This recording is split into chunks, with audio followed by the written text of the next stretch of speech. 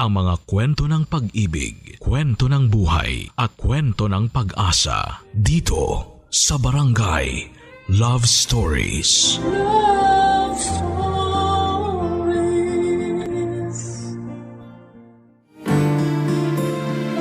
Naalala mo ba ang first love mo?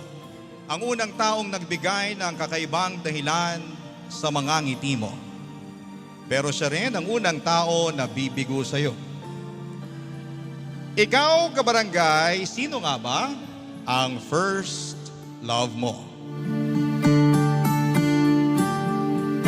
Dear Papa Dudut, ako nga pala si Dave, 35 years old na sa kasalukuyan. Gusto ko lang ikwento sa inyo ang tungkol sa first love ko taong 2000 nang makilala ko po siya. Saktong bagong taon, January 1, 2000, 10 taong gulang lamang ako noon. Sa tulong ng luma naming telepono ay narinig ko ang boses ng unang babaeng nagpatibok ng puso ko. Siya si Jamie. Magkaedad kami at hindi ko makakalimutan kung paanong nag-cruise ang aming mga landas sa mga unang segundo ng taong 2000. Natatandaan ko pa, Papa Dudut, nasa sala ako noon at nakaharap sa bintana namin. Pinapanood ko ang fireworks bilang pagsalubong sa bagong taon noong 2000. Ang saya, ang ingay at parang handa na ang lahat na magpaalam sa 90s. Halos lahat ay puno ng pag-asa sa pagdating ng bagong milenyo. Habang ako naman, wala namang inaasahan. Masaya lamang ako dahil bagong taon na at may mga regalo at handa. Ang hindi ko po alam ay may regalo ang Diyos para sa akin noong mga oras na yon. Nagsimula kong salubungin ang regalong yon nang mag-ring ang aming telepono, Papa Dudut.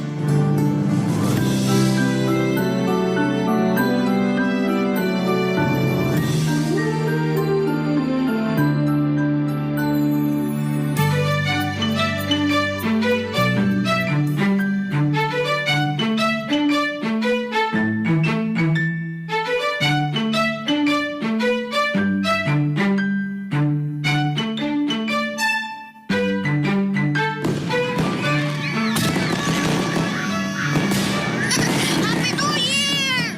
Yay! Dave, anak, huwag masyadong magtatatalon. Baka imbes na tumangkad ka mabalian ka ng buto. At saka huwag kang lalabas ng bahay, ha?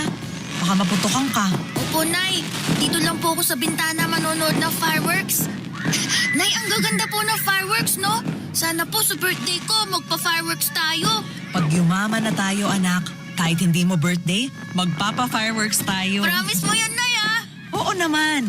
Kaya mag-aaral kang mabuti at huwag munang mag-girlfriend para di makasira sa pag-aaral mo. Promise ko po yan, Nay. Hindi po ako mag-girlfriend hanggat hindi tayo yumayaman. Promise mo yan, anak, ha? Opo, Nay. Para po sa fireworks. O siya, maiwan muna kita riyan, ha? Aayusin ko lang yung mga pinagkainan natin sa kusina. Dave, Pa?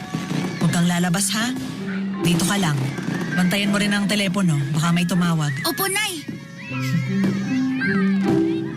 Happy New Year 2000! Happy New Year!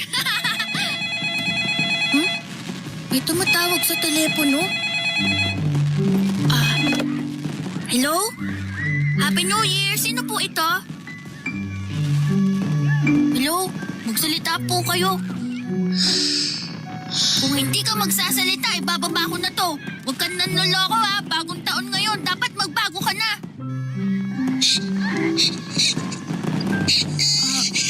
Hello? Natakot ba kita? Sorry, hindi naman ako galit eh. Magsalita ka lang kasi. Ano bang pangalan mo? Jamie. Hi, Jamie. Happy New Year. Huwag ka na umiyak, ha. Huwag ka rin malungkot. Sabi ni nanay kapag sinasalubong daw natin ng bagong taon, dapat masaya. Para buong taon masaya. Di ba?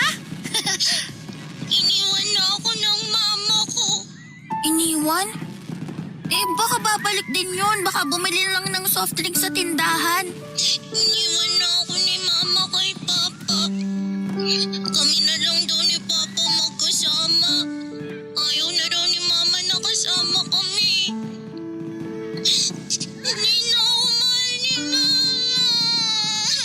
totoo yan, Jamie.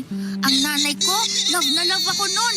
Lahat ng nanay, love nila mga anak nila. Love ka ng mama mo. Babalik din yung bukas. Kinuha niya na lahat ng damit niya eh. Pati pictures niya. Para hindi ko na raw siya maalala. Ayaw na talaga sa akin ni Mama.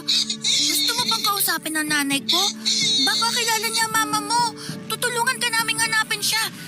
Teka lang tawagin ko na si nanay. Huwag mo muna itong ibababa para... Huwag na! Baka mas lalong di bumalik si Mama. Sabi niya kasi kay Papa, huwag na namin siyang hahanapin. Hindi ko kasi alam kung anong gagawin eh. Di ko alam paano ka tutulungan. Ayaw mo namang kausapin ng nanay ko. Ikaw lang ang gusto kong kausap ngayon. Kasi natatakot ako sa fireworks eh. Ha? Bakit ka naman matatakot sa fireworks? Ang ganda kaya. Paborito ko yung fireworks. Pag yumaman na ako, magpapa-fireworks ako araw-araw. Takot kasi ako sa ingay. Ayoko nang maingay. Asan ba papa mo? Magpasama ka muna sa kanya para hindi ka matakot sa fireworks. Umalis siya eh.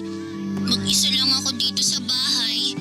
Sabi niya, iinom lang daw siya kasama yung mga kaibigan niya. Bukas na lang daw siya uuwi. Ganun ba? Sige. Di mag-usap na lang tayo para hindi ka na maingayan sa fireworks. Okay lang ba? Di ba paborito mo ang fireworks? Ayos lang. Meron pa namang fireworks next year eh. Ako nga pala si Dave. Hi, Dave. Salamat sa pagsagot mo sa tawag ko, ha? Kahit hindi mo ko kakilala. Okay lang yun. Ginawa ang telepono para sagutin. Happy New Year, Jamie. Happy New Year din.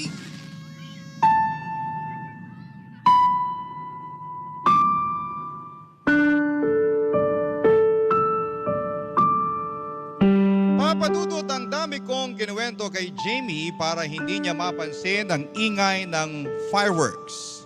Kahit sa totoo lang ay gusto ko pang tumambay sa bintana para panoorin ang mga makukulay na fireworks. Kaya lang kailangan ako ni Jamie.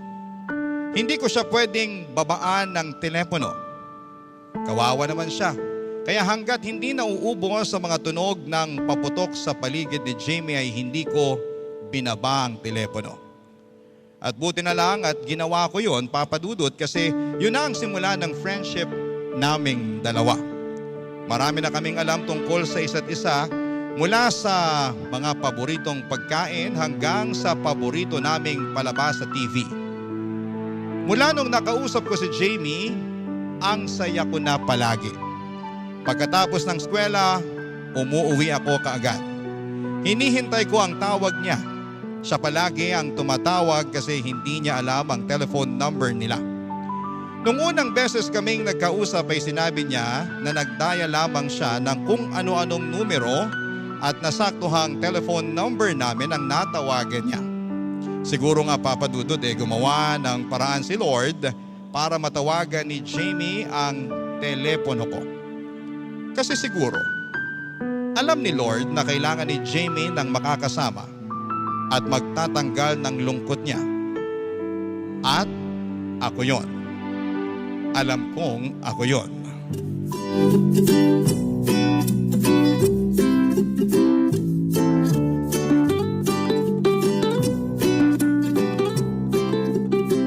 Ang tagal namang tumawag ni Jamie.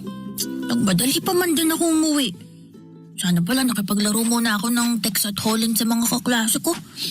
Abang ka na naman sa telepono, Dave. Ginulat niyo naman po ako. Nagulat ba kita? Ay, pasensya na. Nakatuto ka kasi sa telepono natin. Hindi mo na tuloy napansin na nakalapit na ako sa'yo. At bakit hindi ka pa rin nagpapalit ng pambahay, ha?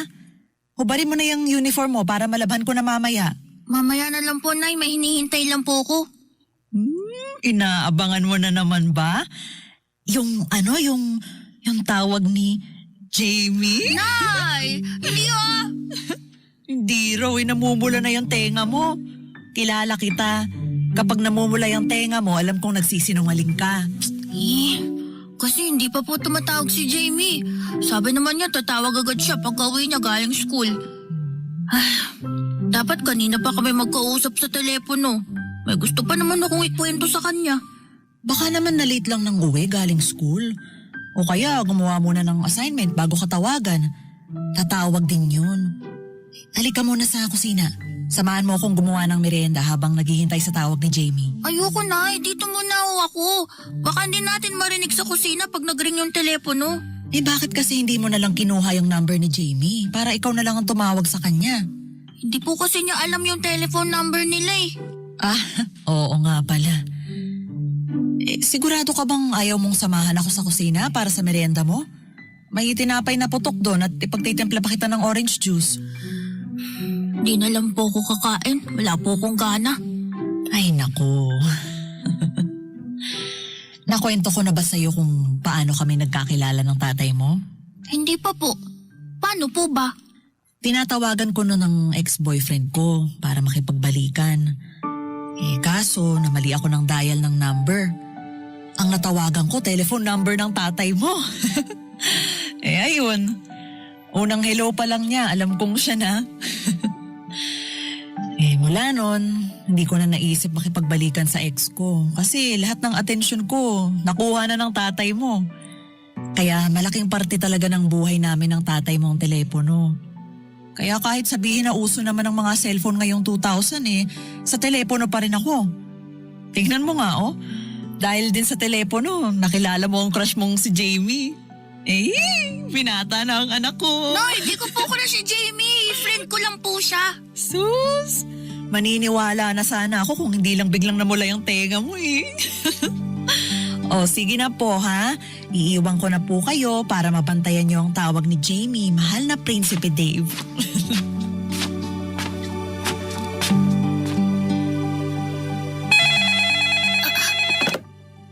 Hello? Jamie? Hello? Ikaw na ba yan? Bakit ngayon ka lang tumawag? Okay ka lang ba? Nasaan ka? Hello, Dave. Akala ko talaga di ka natatawag. Hinintay mo ba ang tawag ko? Sorry tinulungan ko kasi si Papa na ligpitin yung mga bote ng alak niya. Tapos, kumain kami ng scramble ng maraming gatas. Dave, masaya na ulit si Papa. Ay, buti na lang masaya na ulit ang papa mo, no? Ibig sabihin lang yan, masaya ka na rin. At masaya na rin ako. Oo nga Sana tuloy-tuloy nang masaya si Papa. Sana hindi niya na maalala si Mama. Para hindi na siya ulit uminom ng alak.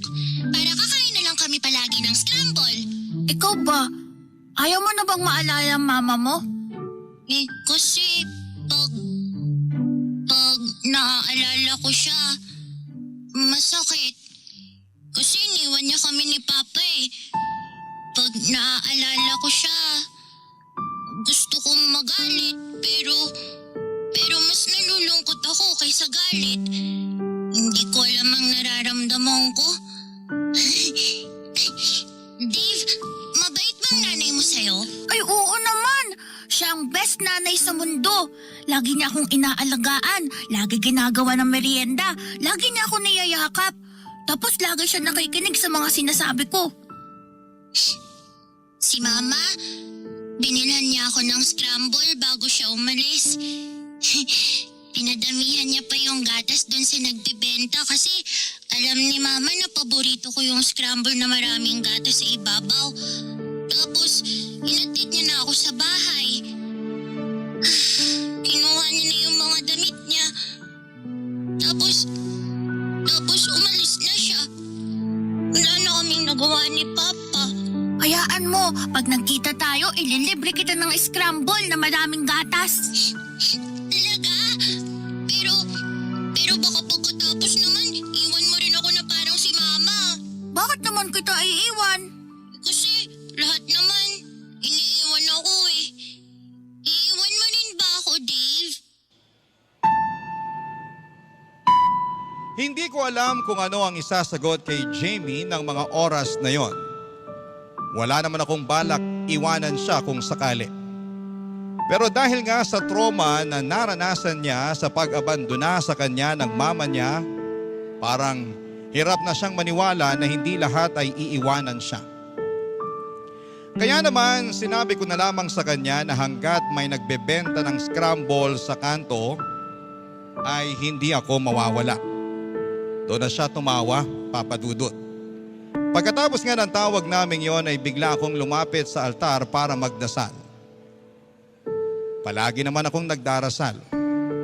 Walang ibang laman ang dasal ko noon kay Lord kundi sana'y bulungan niya si nanay na bilhan ako ng bagong bike.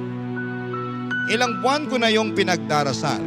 Pero noong mga oras na yon na nagdasal ako ay hindi na tungkol sa bike kundi para kay Jamie na. Nagdasal ako sa Diyos na sana ay hindi mawala ang mga nagbebenta ng scramble sa kanto. Para matupad ko ang pangako ko kay Jamie na hindi ako mawawala. Sumunod kong dasal ay sana ay maging masaya na ulit si Jamie kahit wala na ang mama niya. Nalaman ko kay Jamie na sumama pala sa ibang lalaki ang mama niya. Hindi na raw niya ito makayana ng pagiging lasenggero ng papa ni Jamie. Sabi pa ni Jamie ay binubugbog ng papa niya ang mama niya sa tuwing nalalasing ito. Kaya sa murang edad ay naintindihan na kahit papaano ni Jamie ang dahilan kung bakit lumayas ang mama niya. Pero ang hindi niya maintindihan ay kung bakit Love Stories. Barangay Love Stories. Papa Dudut, minsan sinabi ko na kay Jamie na gusto ko siyang dalawin sa bahay nila. Dadalhin ko siya sa tindahan ng scramble na maraming gatas. Pero tumanggi siya. Hindi niya binigay ang address niya at ang sabi niya ay ayaw daw ng papa niya na may dumadalaw sa bahay nila. Nalungkot naman ako, Papa Dudut, kasi gusto ko talaga siyang makita. At parang hindi na ako kontento noon na sa telepono lamang kami nakakapag-usap. Gusto ko nang makita ang mukha niya. Yun nga lang, kailangan kong irespeto ang kagustuhan niya. Hindi ko siya pwedeng dalawin sa bahay nila at hindi ko siya pwedeng makita. Sa pagdaan ng mga araw ay patuloy ang naging usapan namin sa telepono. Hindi naman ako pinigilan ni nanay na makausap si Jamie. At natutuwa nga siya dahil umuwi na ako ng mas maaga sa bahay. At dahil yon kay Jamie. Para makausap ko siya. At isang Biyernes nga ng hapon ay tumawag si Jamie sa akin. Ramdam kong lungkot sa boses niya. Iniisip kong baka tungkol na naman yon sa kanyang mama, pero tungkol pala sa ibang bagay, Papa Dudut.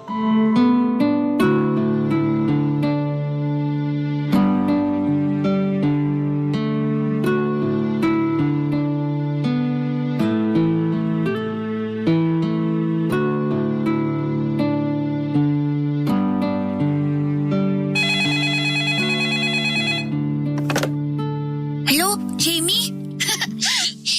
Alam mo agad na akong tumatawag? Oo naman. Ikaw lang naman ang tumatawag sa gantong oras eh. Mukhang malungkot ka.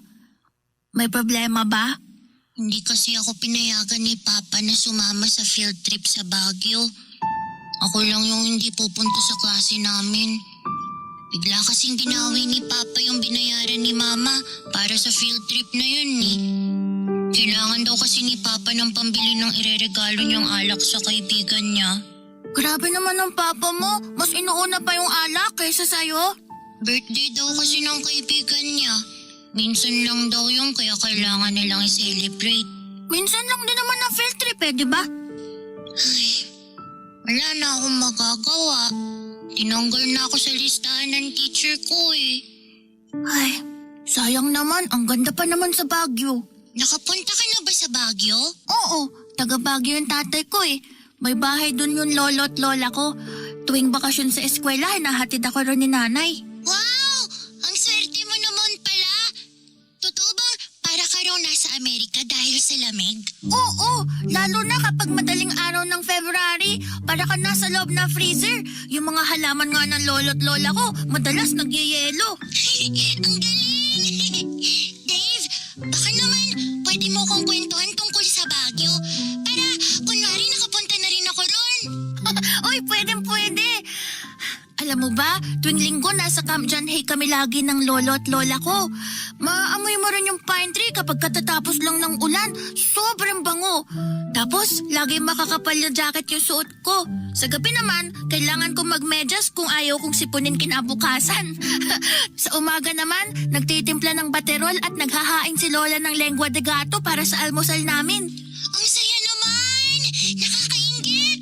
Palagi nga lang makulimlim at mahamog tuwing hapon. Kaya hindi kami nakakapagpatuyo ng damit. Minsan nga inaamag na rin ng bahay dahil sa sobrang lamig eh. Pero alam mo ba, okay lang sa akin yun kasi ang ganda tingnan ng paligid kapag makulimlim tapos makapal yung fog. Yung bahay namin nakaharap sa bundok na maraming sunflower. Ang ganda kapag dinadaanan ng fog yung bundok na yun tuwing umaga at hapon. Grabe, para ka nasa langit. Paborito kong bulaklak yung sunflower. Marami akong drawing ng sunflower sa kwarto ko. Talaga? Parehas kayo ni nanay. Kaya tuwing bumabalik ako rito sa Maynila, lagi ko siya dinadala ng sunflower mula sa Baguio. Hayaan mo sa susunod kapag pwede na kitang dalawin, dadalan din kita ng sunflower. Marami, tapos yung malalaki. Para hindi na lang puro drawing yung nakikita mo. Promise mo yan, ha? Tsaka, meron bang scramble sa Baguio? Scramble? Di pa ako nakakakita na nabebenta nun eh. Malamig kasi. Kaya yung mga bentang pagkain doon puro maiinit. Alam mo, masarap ang sabaw ng pinikpikan doon. Parang tinola yun eh, pero mas malasa yung manok. Ay, gusto ko rin yan. Paborito kong manok. Sana makatikim din ako niyan. Tsaka sana matikman mo rin yung ube jam na gawa ng mga madre sa Baguio. Marami ring gatas yun. Pinapalaman ni Lolo yun sa pandesal eh. Pero alam mo, para sa akin, mas masarap kung papapakin mo lang. Gusto ko magdasal mamayang gabi bago ako matulog. Ipagdarasal ko na sana, dalhin ako ni Papa sa Baguio.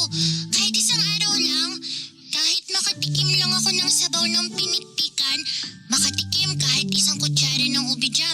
Tapos, makapag-uwi ako ng isang sunflower, ayos na ako. Masaya na ako. Tsaka wag mo kakalimutan yung baterol at lengua de gato ha. Ay, oo nga pala. Tsaka, Papa, Jamie! Sino kausap mo riyan? wala po, Papa. Nilalaro ko lang po yung telepono. Sinungaling! Manang-mana ka sa mama mo, dapat nagsama na lang kayo eh. Parehas kayong sakit ng ulo ko. Jamie, ano nangyayari dyan? Jamie! Papa! Sorry na po! Sorry! Bakit kasi hindi ka na ang kinuha ng mama mo para hindi na kita kailangan asikasuhin? Saka pang problema ko rito sa bahay, ha? Ha? Hirang buhay ko. Paano kaya kung punuin ko ng pasa at tuguyang ka ng ano, ha? Tama! Saka kitang pipicturan at ipapadala ko sa magaling mong mama para balikan ka niya rito.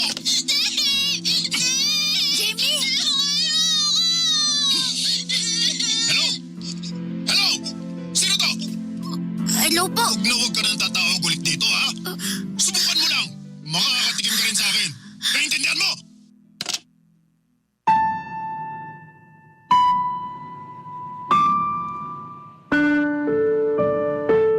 Hindi na bago sa akin na binububog nga si Jamie ng kanyang papa. Nagkukwento na niya sa akin noon pa man na nangyayari yon. Mula nang umalis ang mama niya, si Jamie na ang pumalit na binubugbog ng papa niya tuwing nakakainom ito. At walang laban si Jamie, Papa Dudut. Paano ba magkakaroon ng laban ang 10 taong gulang na bata sa isang matandang lalaki? Pero hindi ko naisip na maririnig ko kung paanong walang awang sinaktan si Jamie ng kanyang sariling ama. Hindi ko rin matanggap ang narinig ko. Anong klaseng ama ang kayang saktan ang sarili nitong anak? Lumipas ang ilang linggo, hindi na muling tumawag pa si Jamie. Kinakabahan na ako noon, Papa Dudut, at hindi na nga ako makapag-concentrate sa pag-aaral ko sa kakaisip tungkol sa kaibigan ko. Napansin na yon ni nanay, kaya naman nakwento ko rin sa kanya ang lahat. Naawa si nanay pero wala rin siyang magawa at hindi namin alam ang telephone number at address ni Jamie. Paano namin siya matutulungan? Pero kahit na ganon pa man ay gabi-gabi naming sabay na ipinagdarasal ni nanay ang kaligtasan ni Jamie. doon lamang ako napapanatag. Dahil ang sabi ni nanay, kapag pinagdasal mo ang isang tao, magpapadala ang Diyos ng mga anghel para protektahan ito. Kaya naman dinamihan ko pa nga ang pagdarasal ko, Papa Dudut, para marami ring anghel ang ipadala ni Lord para kay Jamie. Sana umabot ng 100 anghel ang ipadala niya para wala nang laban pa ang papa ni Jamie. Wala akong ibang hiling noon kundi ang mailigtas ang kaibigan ko sa kamay ng mapang-abuso niyang tatay, Papa Dudut.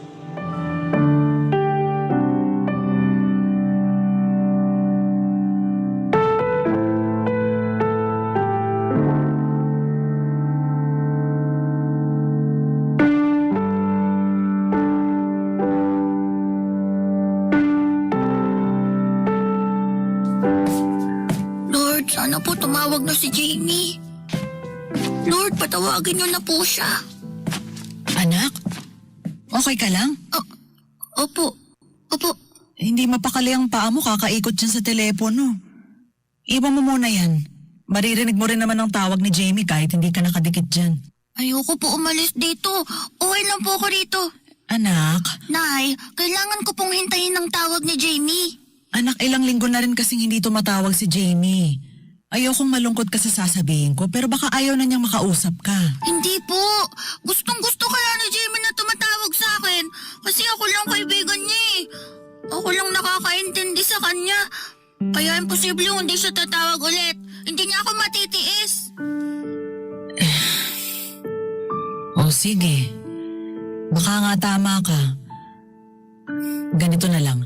Maghahanda ako ng merienda mo habang naghihintay ka rin sa tawag ni Jamie. Nagpadala ang lola mo ng lengua de gato at baterol. Ihanda ko lang ha. Kung may kailangan ka, nasa kusina lang ako. Magpapakulo lang ako ng tubig para sa baterol mo. Salamat po, Nay. Walang anuman, anak.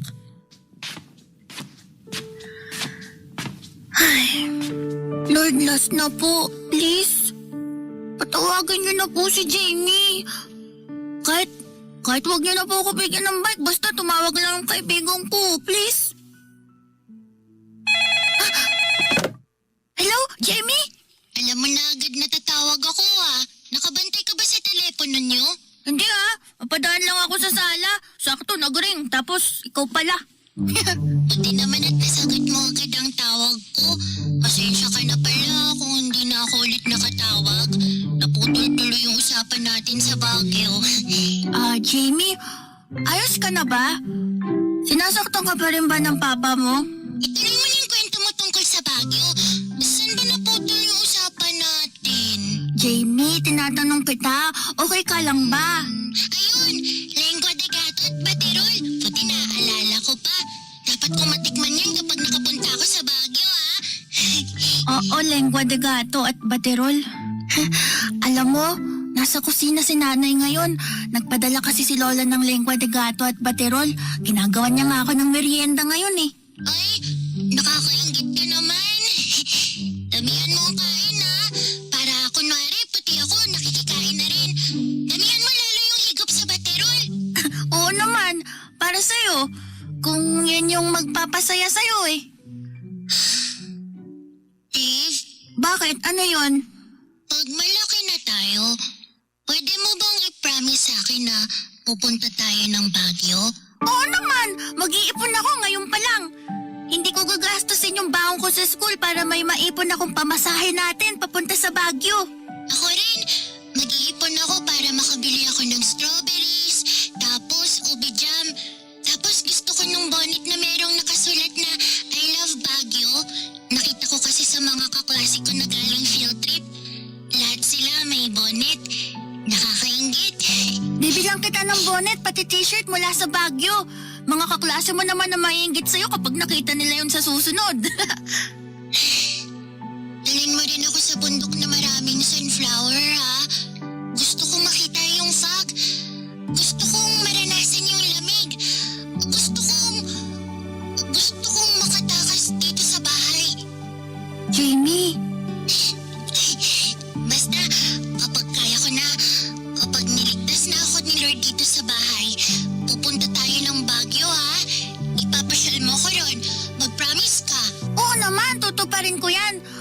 huwag ka mag-alala. Idadagdag ko sa prayers ko na iligtas ka ng maaga ni Lord Jan para maging masaya ka na. Kasi hindi maganda sa bata yung palagi malungkot eh. Kung hindi maganda sa bata ang maging malungkot, bakit hinahayaan ako ng Diyos na ganito? Joke lang. Baka magtampo si Lord kapag narinig niya tayo. Baka hindi niya natuparin ang mga hiling ko. Dave, ibababa ko muna tong tawag Kailangan ko na maglinis ng bahay bago dumating si Papa eh. O sige. Tatawag ka ba ulit? Oo naman. Bye, Dave. Bye, Jamie. Hintayin ko tawag mo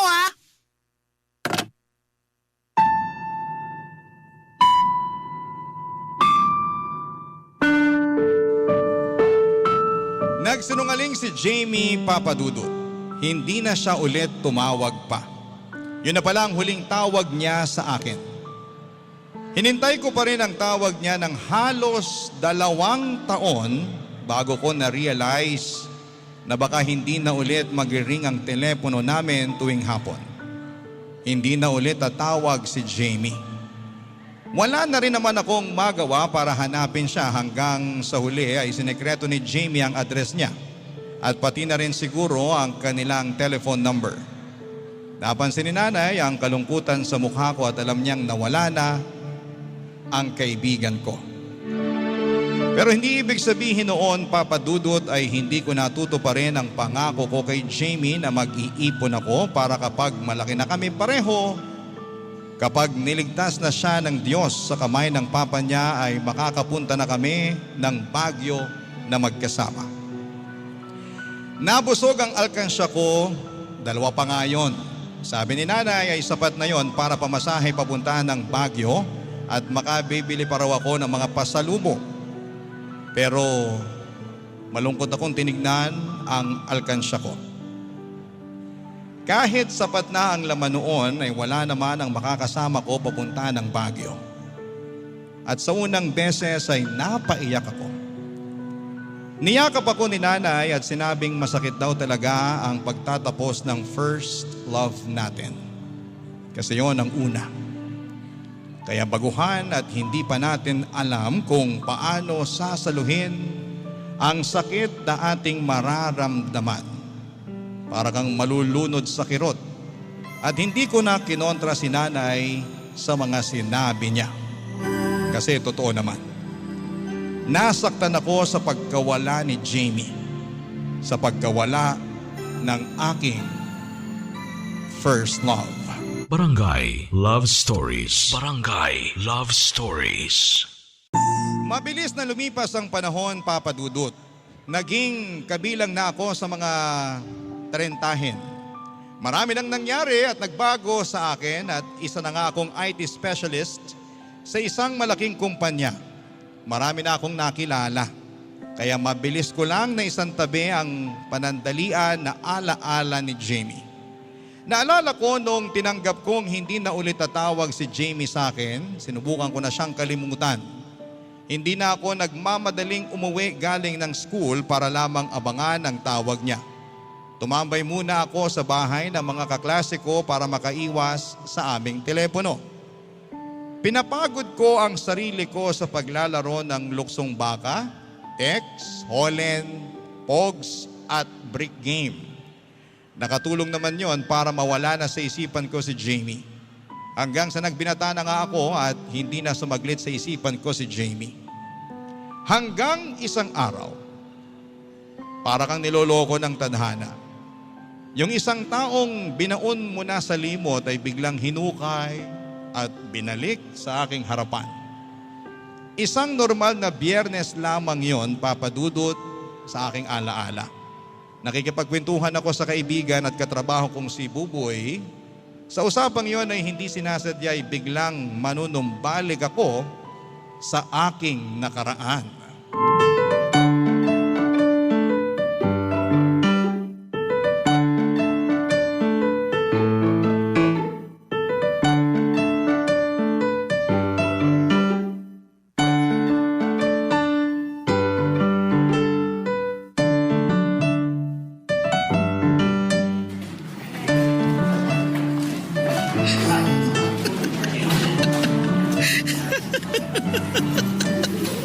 Ano tinatawanan mo dyan?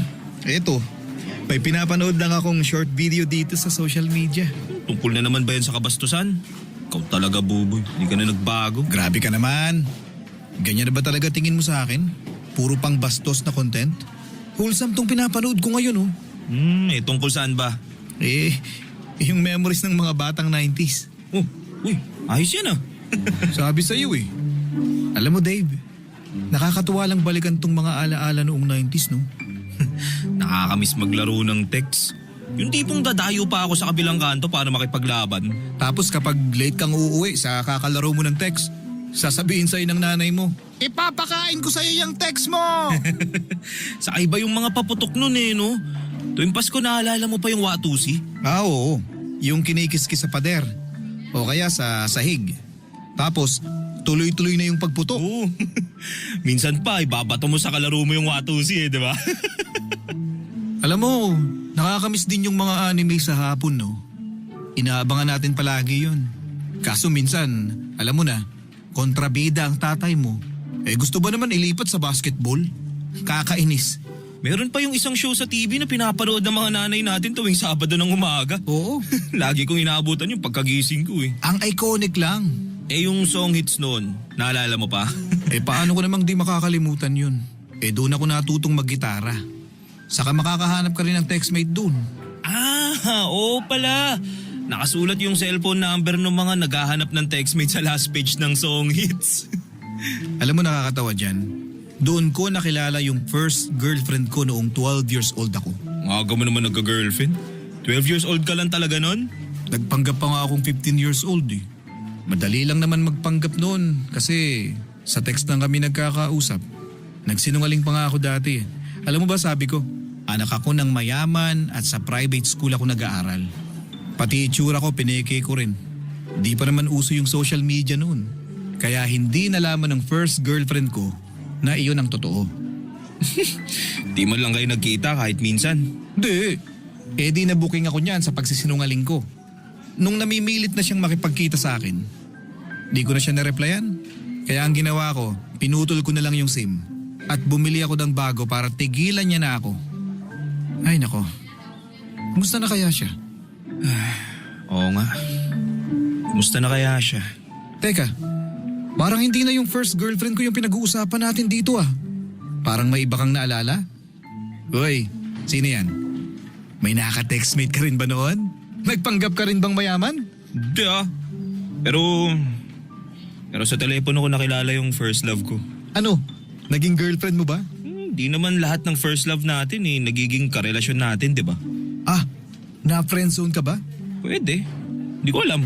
Basta isang araw, di na lang siya tumawag ulit sa akin eh. Alam mo, palagi kong inaabangan ng tawag niya tuwing uwian sa klase.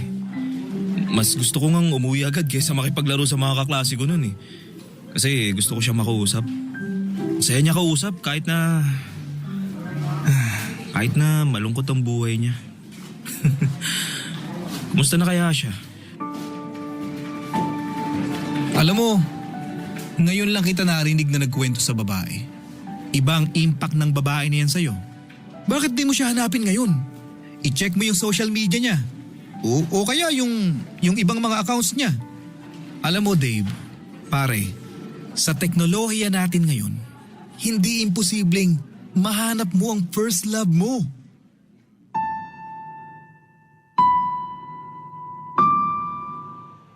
Napaisip ako sa sinabi ni Buboy Papadudut.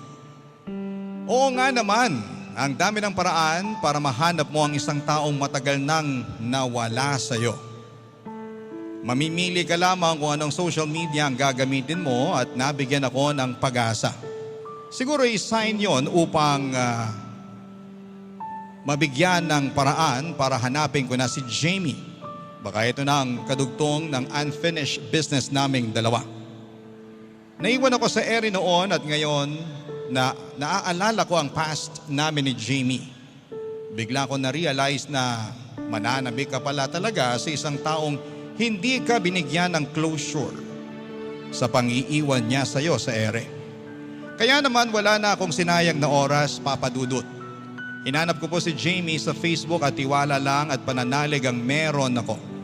Alam kong maraming Jamie sa mundo. Nahirapan ako nung una pero natandaan ko naman ang buong pangalan niya. Natatandaan ko rin kung paano niya i-describe ang itsura niya. Meron siyang maliit na nunal sa kanyang baba, may dimple sa kaliwang pisngi, bilugan ang kanyang mga mata at manipis ang kanyang labi. Kulot din ang kanyang buhok. Bata pa lamang ako ay nai-imagine ko na nga ang itsura niya. Lalo na kapag magkausap kami sa telepono. Paano na lamang kapag pinayagan ng tadhana ngayon na mahanap ko siya? Hindi na lang boses ang maririnig ko sa kanya. Makikita ko na siya. At pinagbigyan naman ni Lord, nahanap ko na ang Facebook ni Jamie. At ang pinaka-importante sa lahat, naalala pa niya ako at handa siyang makipagkita sa akin, Papa Dudut.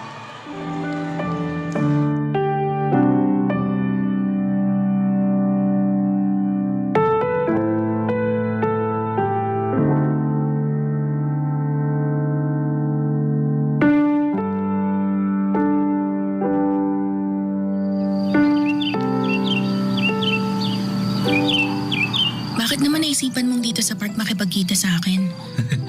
Kasi balita ko, marami raw nagbebenta ng scramble dito eh. Sana makahanap tayo kahit umaga pa. Di ba paborito mo yun? Scramble na maraming gatas? Dati, Ayaw mo na ngayon? Akala ko forever favorite mo na yung scramble. Di ba yun ang kinakain nyo madalas? huwag na natin pag-usapan yan, Dave. Bata pa ako nun eh. 30 na ako ngayon. Marami nang nagbago. Yung mga paborito ko nun, kinalimutan ko na ngayon. Hindi na ako yung batang Jamie na sabik sa scramble. Sorry. Akala ko kasi... Sorry, parang ang sama yata ng pagkakasabi ko. Hindi. Okay lang yun. Ano ka ba? Tama ka naman eh. 30 na tayo. Marami na talagang nagbago sa atin. Ayaw na nga natin na masyadong matamis na pagkain, di ba? Ikaw ba?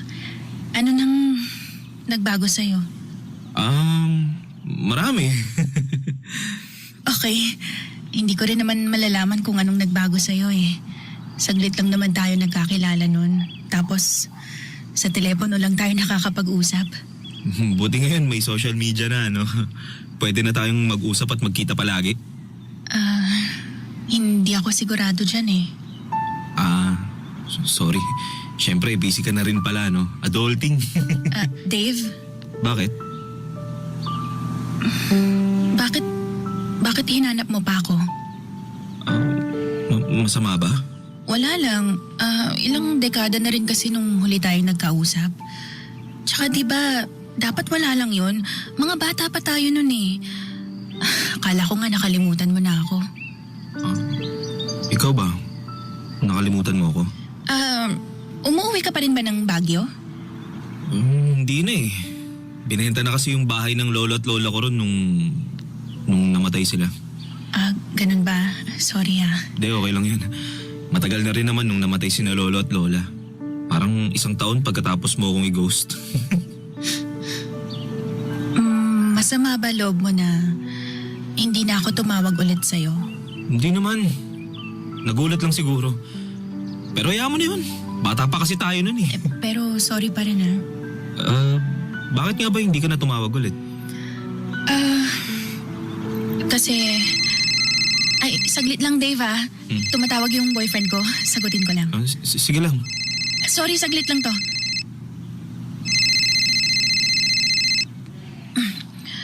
Hello, Gerald? Ano yun? Jamie, asan ka? Mag-alas 7 pa lang ng umaga. Bakit umalis ka agad ng bahay? Andito lang sa park. Nag-jogging lang. Sorry kung hindi na ako nakapagpaalam Ang sarap kasi ng tulog mo eh. Umuwi ka na. Ang gulo rito sa bahay, ha? Hindi ka man lang naglinis bago ka umalis. So sorry, lilinisan ko na lang yan mamaya pag uwi ko. Kumusta yung hangover mo? Sumasakit pa rin ang ulo ko. Kaya umuwi ka na. Matutulog lang ulit ako. Pagkagising ko mamaya, dapat nandito ka na. Dapat nakapagluto at nakapaglinis ka na rin, ha? Sige na.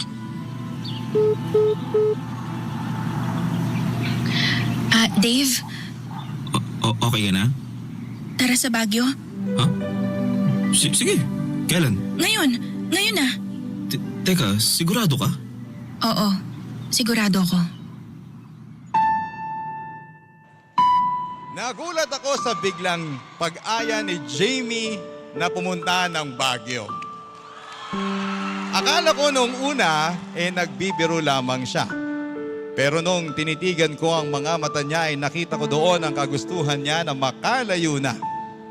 Umalis, tumakas, napakalungkot ng mga mata niya. Parang kasing lungkot ng boses niya nung mga bata pa lamang kami tuwing magkausap kami sa telepono. Kaya naman pumayag ako, Papa Dudut. Wala kaming kahit na anong dala-dala. Sumakay kami ng taxi papunta sa bus terminal, papunta sa Baguio. Wala pa kaming nabubuk na hotel. Wala ring mga baon na damit, bahala na. At habang nasa loob kami ng bus ay napatitig ako kay Jamie, Papa Dudut. Nakatanaw siya sa bintana ng bus. Mukhang malalim ang iniisip. Pero bigla akong napangiti, Papa Dudut. Eto na ba ang katuparan ng pangako namin sa isa't isa? Na kapag lumaki na kami, pupunta kami sa Baguio nang kaming dalawa lamang ang magkasama. Barangay Love Stories. Barangay Love Stories. Makalipas ang halos 5 oras ay nakarating na kami ni Jamie sa Baguio ng magkasama. Napabili kami ng makakapal na jacket sa ukay-ukay na kung tawagin ang mga taga Baguio ay wagwagan. Tulad ng pinangako ko sa kanya ay binilhan ko rin siya ng bonnet at t-shirt na merong nakaprint na I Love Baguio. Natatawa na lamang kaming binalikan ng mga usapan noong mga bata pa lamang kami. Naganap din kami ng pinipiknikan para mainitan or pinikpikan para mainitan ang sikmura namin lalo't umuulan pa noon. Pagkatapos ay naghanap din kami ng lengua de gato at baterol bilang panghimagas at habang nagpapahinga ay napadpad kami sa isang coffee shop at doon tumambay. Sa coffee shop na yon ay nakapag-usap kami tungkol sa nakaraan, Papa Dudut. Hindi ko alam kung napansin ni Jamie pero biglang umaliwalas ang kanyang mukha. Malayo sa itsura niya nung una kaming nagkita sa parke. Parang bumalik yung masiyahing si Jamie. Nakangiti na at mas bumagay sa mga mata niyang bilugan. Lalo siyang gumanda sa paningin ko, lalo na noong lumapad ang ngiti niya at lumabas ang dimple niya sa kaliwang pisngi. Bigla ko na-imagine kung ano ang itsura niya noong bata pa lamang kami. Nakakatuwa, mas lalong umaliwalas ang mukha niya kapag binabalikan ang mga pangako namin noong bata pa lamang kami, Papa Dudut.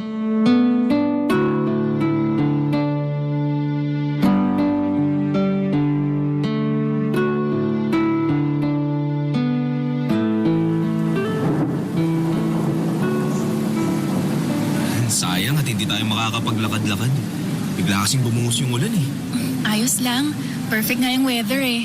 Mas lalo tuloy sumarap tong baterol at lengua de gato. Uy, mamaya bago tayo bumalik ng Manila, bili tayo ng ube jam. Yung sinasabi mong gawa ng mga madre. Oo, sige. Kaya lang sayang no, walang sunflowers ngayon. Oo nga eh. Pero may fog. Oo nga eh. Mabuti na lang mayaman sa fog ang Baguio. Di bale, sa susunod na babalik tayo rito, dapat meron ng mga sunflower ha? Ipagpipitas kita. Gusto ko sana yung nakatanim na lang na sunflower para pwedeng alagaan. Kasi kung pipitas lang, mamamatay din yun eh. Di ako sigurado kung kakayaning mabuhay ng sunflower sa Manila. I-check natin sa internet mamaya. Ako nga nabuhay sa Manila kahit bugbog sarado ako nun sa papa ko, yung sunflower pa kaya.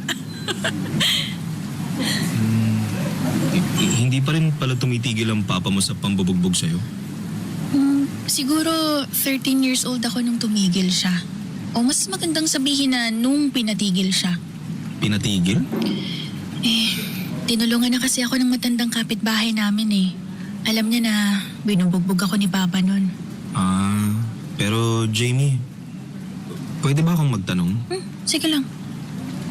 Bakit ka nga ba Bakit ka nga ba sinasaktan ng papa mo? Pero kung ayaw mong sagutin, ayos lang ah. Hindi, okay lang. Matagal naman ang tapos yun eh. Bale, binubugbog ako ni Papa para may panakot siya kay Mama. Pinipicturean ni Papa yung mga pasako tapos yun ang pinapadala niya kay Mama. Alam mo na, para bumalik si Mama sa amin. Pero kasi, ayaw naman na talagang bumalik ni Mama. Kaya wala na sa kanya yung binabalita ni Papa na binubugbog niya ako. Sabi ko sa'yo, hindi ako mahal ni Mama. I'm sorry, Jamie. Hindi ko alam. So sorry. Hindi naman ikaw yun ang bugbog sa akin eh. Tagal kong tinis yung mga pasa at sugat kay Papa. Kala ko nga nun mapapatay niya na ako eh. Pero alam mo, hindi ako sinukuan ni Lord. Binuhay niya pa rin ako. Nadali lang ng konti yung pag-save niya sa akin, pero okay na rin. Tapos may mga social workers din na tumulong sa akin. Pinag-aral nila ako at hinanapan ng mag-aampon sa akin, pero parang wala namang may gusto eh. Magtataka pa ba ako eh? Sariling magulang ko nga, hindi ako magawang mahalin at piliin. Ibang tao pa kaya. Kung alam ko lang kung saan ka nakatira noon, sana pinuntahan ka namin ni Nanay. Kami na lang sana ang kumuha sa'yo. Kung tumawag ka lang sana ulit noon. Hindi na ako tumawag sa'yo nun kasi pinaputol na ni Papa yung linya namin.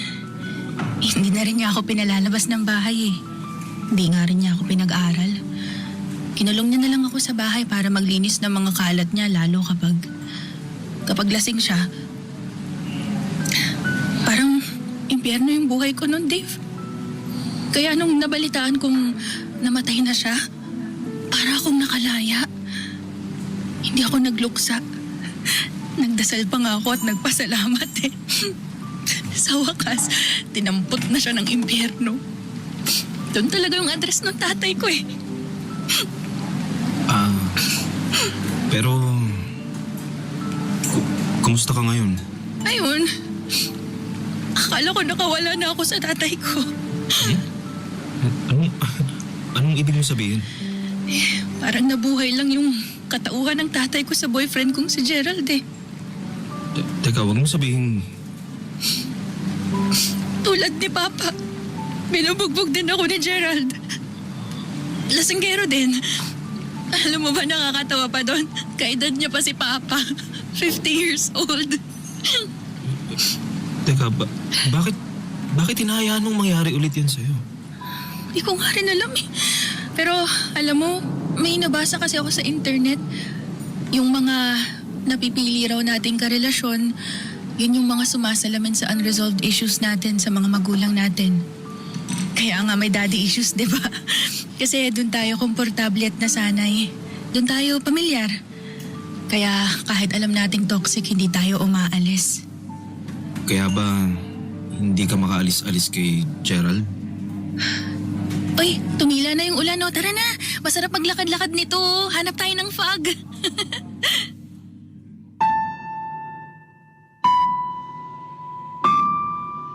Umiwas na si Jamie sa usapan tungkol sa kanyang mapang-abusong boyfriend na si Gerald. Hindi ko na rin naman binalik pa sa usapan ang tungkol sa buhay niya. Hinayaan ko na lamang siyang mag-enjoy sa lamig ng Baguio. Hinayaan ko siyang ngumiti ng matamis dala ang ubi jam at lengua de gato.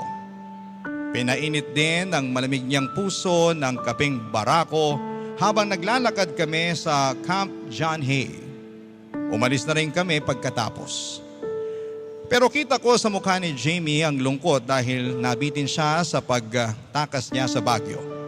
Kaya pinangako ko sa kanya anumang oras na gustuhin niyang tumakas, sa susunod ay tawagan niya lamang ako at magbabagyo ulit kaming dalawa. Bumalik ulit ang ngiti niya sa pag-asa na mababalikan niya ang Baguio para makatakas sa malungkot niyang buhay. At nang makabalik na kami sa Metro Manila ay nagbalik na rin kami sa kanya-kanyang buhay at realidad. Ang maganda lang dito ay nagkakausap na ulit kami ni Jamie. Sa isang iglap ay bumalik ang inosenteng pagmamahal ko sa kanya. Para kong bumalik sa pagkabata ng bumalik ang first love ko. Mas lalo na noong nakapag-usap kaming muli sa telepono. Tuwang-tuwa ako noong nalaman kong meron pa ring telepono si Jamie. Kahit sabihin pang napapaligiran na kami pareho ng makabagong teknolohiya, ay hindi pa rin magawang bitawan ng puso namin ang aming nakasanayan.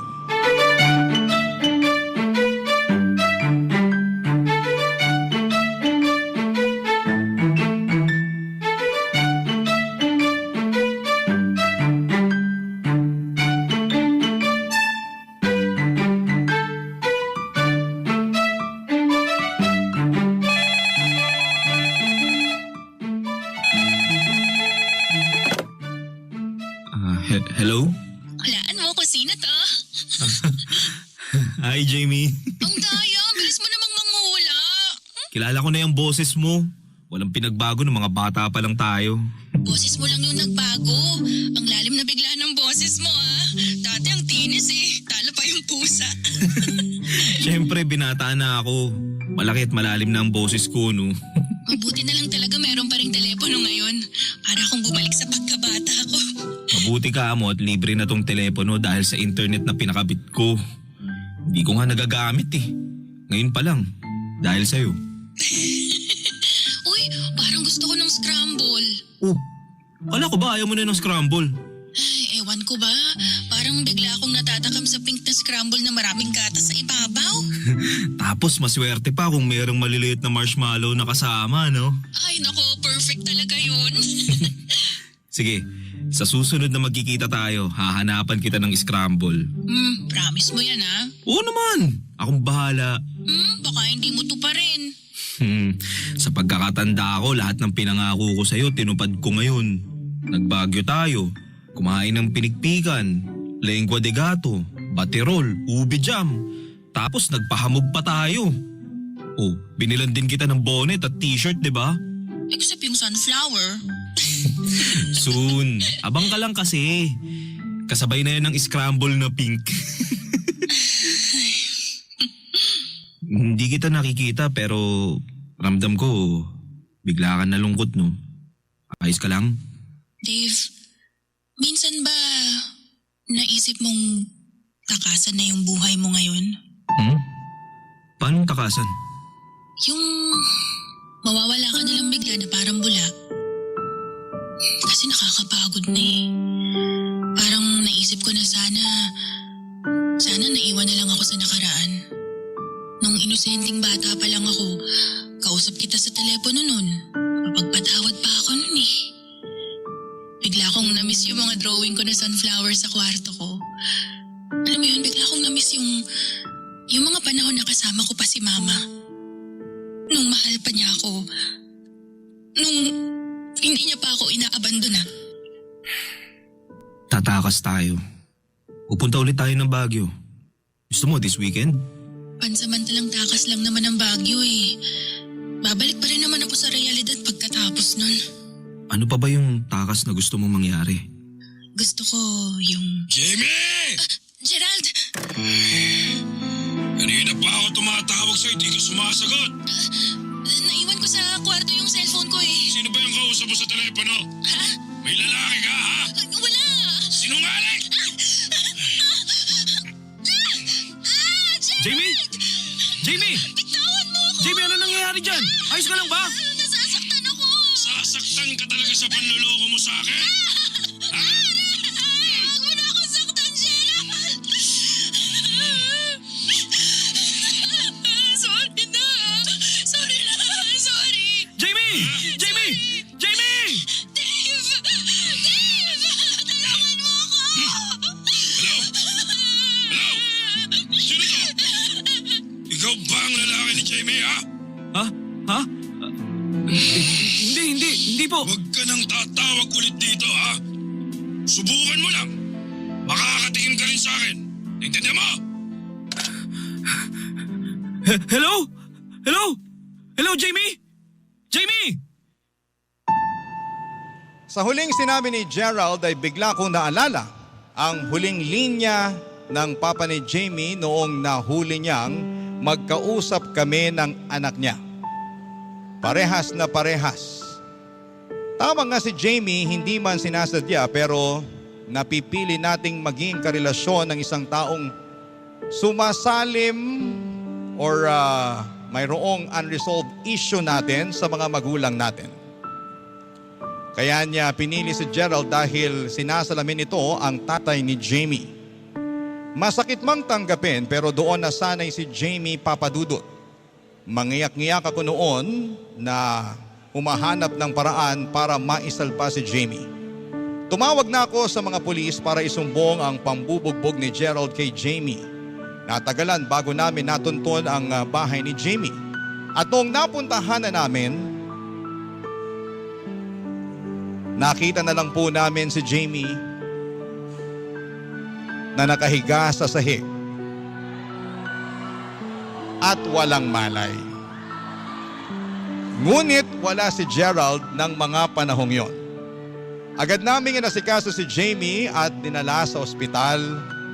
Papadudot, laking pasalamat ko sa Diyos at hindi naman napuruhan ang kaibigan ko, ang babaeng pinakamamahal ko. Maliban sa ilang sugat at pasa ay nasa maayos na kalagayan naman si Jamie. Kinailangan niya ng pahinga sa katawan at higit sa lahat ay pahinga ng puso at isipan. Mula noon ay hindi na ako umalis sa tabi ni Jamie, Papa Dudut.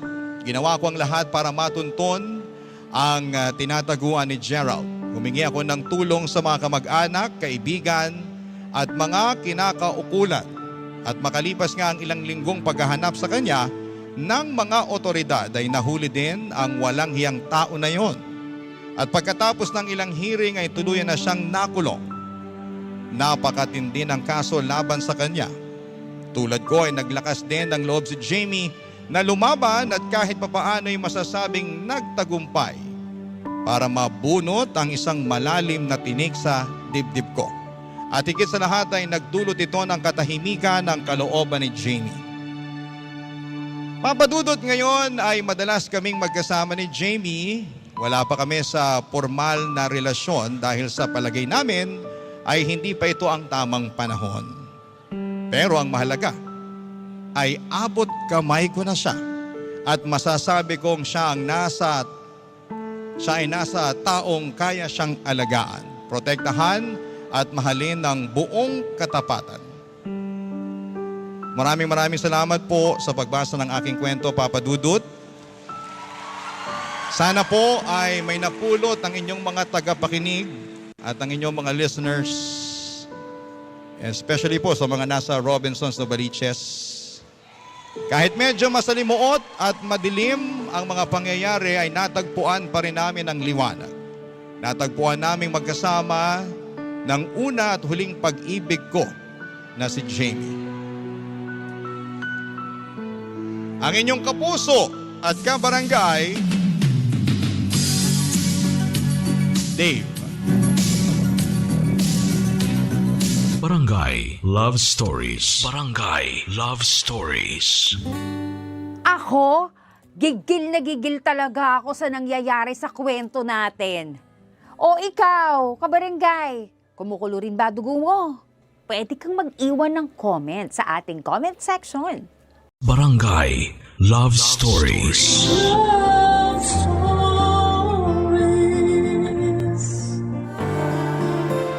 Marami ang nagkakaanak, ngunit hindi nagiging magulang. Merong walang anak pero sila pa yung karapat-dapat na tawaging mabuting ehemplo sa isang bata. Ikaw, kabarangay, anong handa mong isakripisyo para maitaguyod ang anak na hindi nanggaling sa'yo? Dear Papa Dudut, nagkaroon na ba kayo ng isang espesyal na laruan? Ako kasi ay oo. Yon ay ang teddy bear na niregalo sa akin noong Christmas party namin noong grade 6 ako. Yun po ang unang laruan ko, Papa Dudut, kaya naman mahal na mahal ko ang teddy bear ko. Saksi po kasi ang laruan kong yon sa mga lungkot at saya na pinagdaanan ko, lalo na noong kabataan ko, Papa Dudut. Pero bago ko po palawakin ang kwento ko ay gusto ko po munang magpakilala sa inyo. Ako po si Jethro, 40 years old. Nagtatrabaho bilang maintenance technician sa isang electronic company dito sa Antipolo, Rizal. Papa Dudut, avid listener po ako ng Barangay Love Stories at gustong gusto ko po kasi ang mga istorya ng buhay, pag-ibig at pag-asa na ume-ere sa programa ninyo. Ang sabi ko sa sarili ko balang araw ay magpapadala ako ng sulat sa inyong istasyon para ikwento ang mga naranasan ko na magsisimula noong 18 years old ako. Ulila na po kami sa mga magulang ng ate Myra ko at siya na lamang ang kasama ko sa buhay at sa maliit naming nirerentahang kwarto. Si ate po ang nagpapaaral sa akin simula high school pero hindi na po niya ako kayang sustentuhan noong magkolehiyo ako. Dahil maliit lang naman ang perang kinikita niya bilang cashier sa isang 24 hours convenience store. Tapos ay nabuntis pa siya ng boyfriend niya at hindi pinanagutan. Ako po ang kasakasama ni ate sa mga check-up niya sa ospital hanggang sa panganganak niya sa lying-in. At hanggang sa pag-aalaga sa pamangking kong si Archie, ako po ang nakatoka, Papa Dudut.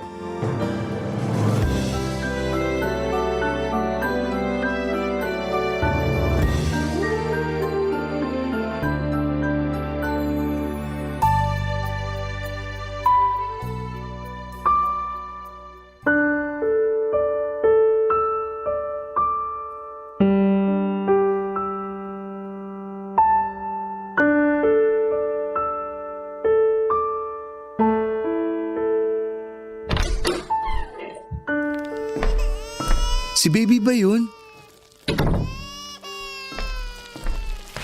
O Jethro, nandiyan ka na pala. Puntahan mo nga muna yung batang maingay na yun. Nakakarindi na kasing iyak niya eh.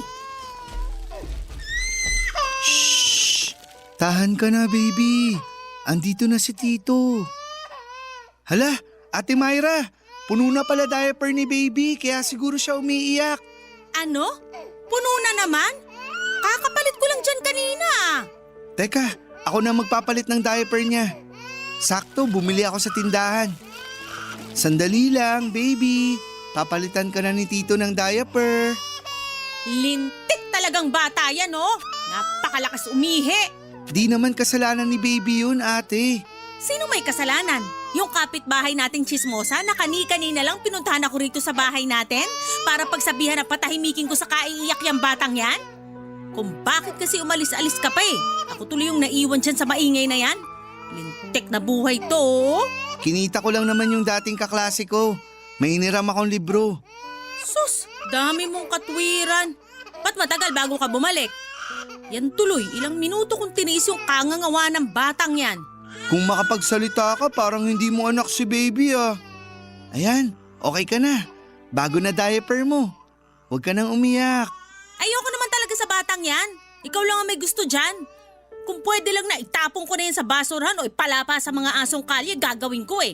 Para wala nang sagabal sa buhay ko. Dagdag gastos pa kasi. Hirap na nga ako mag-budget eh. Hindi ka ba kinikilabutan sa mga sinasabi mo sa anak mo? Magdahan-dahan ka naman sa pananalita, ate. Hindi naman niya naiintindihan yon. Kaya ano bang kinakatakot mo dyan? Di nga niya naiintindihan. Pero naririnig ng Diyos mga sinasabi mo sa baby mo. At mali yun kasi nanay ka niya. Dapat mahal mo siya at hindi mo sinasabihan ng mga masasamang bagay. Ate naman? Kahit ano pang sabihin mo, hindi na magbabagong nararamdaman ko para dyan sa batang yan. Para sa akin, peste yan sa buhay ko. Kung di siya dumating, edi hindi ako iwanan ng boyfriend ko, di ba? Sana magkasama pa rin kami ngayon. Masaya lang. Walang iniisip na kung ano. Sana talaga hindi na lang nabuo yung batang yan sa tiyan ko. Dun ka sa ex-boyfriend mo magalit, hindi sa anak mo. Saka paano mo nasasabi yan? Pareho naman kayo nag-enjoy habang ginagawa yun. Ulitin mo nga yung sinabi mo? Puro kayo pasarap. Pareho naman kayong takot sa responsibilidad. Bastos ka! Bastos ka rin kasi. Masama na bang magsabi ng totoo? Hindi. Pero yung mga sinasabi mo, yun masama yun. Bata-bata pa ng pamangkin ko para iparamdam mong hindi mo na siya mahal. Nanay ka pa naman niya. Paano na lang paglaki niya? Sige nga. Sino na lang magiging kakampi niya kung harap-harapan mong pinapakita na ayaw mo sa kanya? Hindi ko alam. Problema ko pa ba yun? Saka andyan ka naman. Mukha nga magkasundo kayo kaya baka ikaw na lang maging kakampi niyan kung yun ang pinoproblema mo. Para ka namang ewan, Ate Myra. Huwag mo na kasing ipilit sa akin na magustuhan ko yung batang yan. Sapat na yung binuhay ko siya at inire sa mundong to. Buti nga kahit papaano binibilang ko pa yun ng gatas at diaper eh. Kulang na nga sinasahod ko. Sandali nga, maiba tayo. Nakahanap ka na ba ng mapapasukan? Tandaan mo, Jetro, hindi ko na kayang solohin yung gastusin natin ha. Nadagdagan pa tayo ng palamunin. Ay, meron na, kaso part-time lang. Tinulungan ako makapasok ng kaibigan ko sa burgera na pinagtatrabahuan niya. Duty ko bandang hapon, 4 na oras lang. Ano? Bakit part-time lang? Plano ko kasi mag-enroll ng vocational course para maipagpatuloy ko pa rin yung pag-aaral ko. Sus, sagabal lang yan eh. Gusto ko makapagtapos, ate. Graduate ka naman ng high school ah. Ba't hindi ka pa makontento? Taas ng pangarap mo. Kung wala kang bilib sa akin, wag mo na lang akong pagsalitaan ng di maganda. Di ka kasi nakakatulong. Kalalaki mong tao, masyado ka madrama. Pweh! Mabuti pa, patulugin mo na lang yung batang yan. Kakainis, tumitingin pa sa akin. Buisit. Para pong nakakahawang sakit kung ituring ni Ate Myra si Baby Archie samantalang wala naman pong ginagawang masama sa kanya ang anak niya. Sa katunayan, ang gwapo at ang amo po ng mukha ni Baby. Kaya hindi ko maisip kung paanong patuloy siyang inaayawan ni ate ng panahon na yon. Dahil sa kagustuhan kong ipagpatuloy ang pag-aaral ko ay nag-working student ako, Papa Dudut.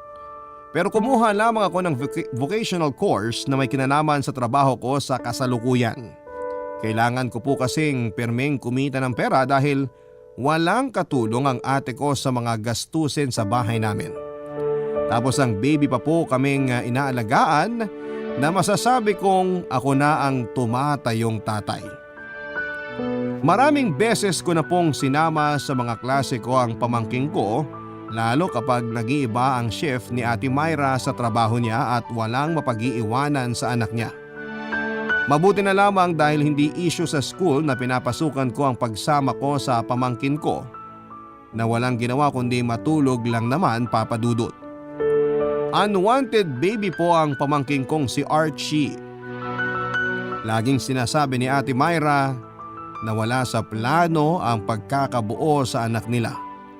At madalas ay sinisisi din niya ang pamangkin ko kung bakit siya iniwan ng boyfriend niya. Bilang kapatid, galit ako sa mga ganong klaseng lalaki. Yun bang hindi mo kayang panagutan ng responsibilidad mo sa pamilya mo kaya ginusto mo na lamang na tumakas? Pero hindi ko rin po mapigilang mainis o magtanim ng sama ng loob sa ate ko dahil sa trato niya sa anak niya. Hindi niya kasi mahal si Archie, Papa Dudut. Kaya hindi katakataka na lumaking salat sa pag-ibig, kalinga at atensyon ng ina ang pamangkin ko. Lumipas po ang 2 taon, nakagraduate ako sa kurso kong may kinalaman sa pagtiteknisyan. Nakapasok po ako sa kumpanya na hanggang ngayon ay pinagtatrabahuhan ko pa rin at naging maayos naman ang lahat. Nagdaan pa po ang ilang pang mga taon nang magkaroon po ng bagong relasyon si Ate Myra sa katauhan ni Eman. Naging regular customer niya ito na laging tumatambay sa pinagtatrabahuhan niyang convenience store para kumain ng siopaw. Yun pala ay pinupormahan na niya si ate. Noong nagkapalagayan sila ng loob ay doon na po siya niligawan ni Eman. 10 taong gulang na po noon si Archie samantalang 28 na ako. Ilang buwan matapos maging mag-on ni na Ate Myra at Eman ay nag-live-in po sila. Bale sa bahay na po umuwi noon si Eman, bagay na kinaiinisan ko dahil napakatamad at napakakalad pa niya sa bahay namin. May trabaho naman po si Eman, boy siya sa isang car wash shop di kalayuan sa barangay namin. pero mabisyo po ang live-in partner ng ate ko. Mahilig siyang magsabong at mag-inom na nagiging dahilan ng madalas nilang pag-aaway ni Ate Myra, Papa Dudut. Tapos ang kinakainis ko ay pinapalo pa niya si Archie kahit wala namang ginagawang masama sa kanya ang pamangkin ko, Papa Dudut.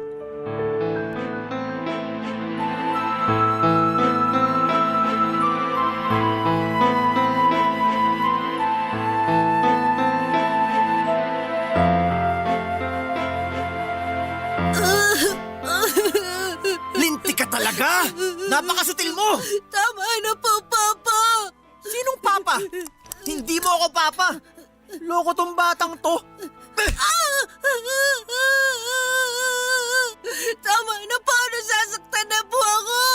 Masasaktan ka kasi lakas amats mo! Hey! Ano ba yan? Ang ingay-ingay nyo naman, Eman! Mama! Hoy, halika rito Archie! Hindi pa ako tapos sa yung mokong ka! Bitiwan mo nga kung bata ka! Eman, ano na naman bang ginawa sa'yo ni Archie? Ba't di mo tanungin yung magaling mong anak? Ikaw na lang sumagot kasi wala rin ako mapapala rito. Archie, sinabing tumigil ka na sa kakaiyak eh! Anong nangyayari dito? Bakit umiiyak si Archie? Tito! Ay naku! Bahala na nga kayo dyan! Yung niluluto ko doon nasusunog na! Tahan na, Archie. Nandito na si Tito. Kuya Eman, ano na namang ginawa mo sa pamangkin ko? Huwag ka sa akin magtanong. Ba't di yung engot na yung tanungin mo nang malaman mo na nakakabwisit yung ginawa niya? Archie, ano bang ginawa mo? Yung damit po ni Papa, kinamit ko pong pamunas nung natapon ko yung tubig kanina. O, tingnan mo. Di ba naman isa't kalahating tanga eh? Kaya bago-bago ng damit ko tapos gagawin lang basahan. Nasaan bang utak mong bata ka? Nasa talampakan? Huh? Ikaw tong tanga. Anong sabi mo? Sabi ko, tanga ka. Kasi pati bata, pinapatulan mo. Manong pagsabihan mo ng maayos yung bata, hindi yung sinasaktan mo. Paano mo naman nalaman na sinaktan ko yan? Eh wala ka pa naman dito. Hindi naman iyak ng ganyan si Archie kung hindi mo pinalo. Akala mo ba hindi ko alam na sinasaktan mong pamangkin ko? Baka masuntok kita. Sige, gawin mo! Akala mo di ako gaganti? Sumusobra ka na sa pananakit mo sa pamangkin ko! Akala mo atrasan kita? Pakayabang mong patpating ka. Lampa ka naman. Sinong lampa? Aray! Tama na po! Ha? Sino sa atin lampa? Ay, anak ng teteng! Jetro! Anong ginawa mo kay Eman? Mahal! Ayos ka lang ba? Paano ko magiging maayos? Pinadugo ng magaling mong kapatid tong labi ko. Bagay lang yan sa'yo. Masyado ka kasing mayabang. Abalintik na to ah! Tumahimik na nga kayo! Nagluluto lang ako doon tapos nagsuntukan na kayo rito, mga buwisit kayo! Sisihin mo yung kapatid mo. Masyadong pakialamero. Ate, sinasaktan ng baliw na yan si Archie. Wala akong pakialam. Ano ka mo? May kasalanan naman yung pamangkin mo kaya tama lang naturuan siya ng leksyon ni Eman. Kita mo? Ayaw mo lang kasing maniwalang pulpul yung pamangkin mo. Mas pulpul ka. Naririnig mo ba sinasabi mo, ate? Ayos lang sa'yo na pagbuhatan ng kamay ng lalaking yan si Archie. Kasi para sabihin ko sa'yo, bata yung anak mo. Kung kasalanan niya, pwede niyo naman pagsabihan ng maayos. Huwag niyo lang saktan. Kaya lumalaking spoiled kasi lagi mo kinakampihan eh. Hoy Archie, tumahimik ka na sa kaiiyak mo ha? Ako sasampal sa'yo. Kayo naman, manahimik na kayo dahil palalayasin ko kayo, mga buwisit kayo! Bakit ako damay dyan? Gusto ko lang turuan ng leksyon yung anak mong engot. Huwag mong tatawaging engot si Archie ha. Namumuro ka na. Sinabing manahimik na kayo!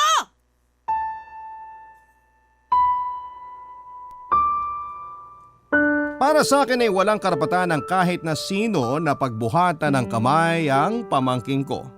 Na halos ako na ang nagpalaki. Kaya gano'n na lamang ang galit ko kay Eman, Papa Dudut. At wala akong pakialam kung nagpang-abot pa kami ng gabing yon. Maipagtanggol ko lamang si Archie. Kahit sinong matinong tao ang mananakit ng musmus ay papatulan ko talaga.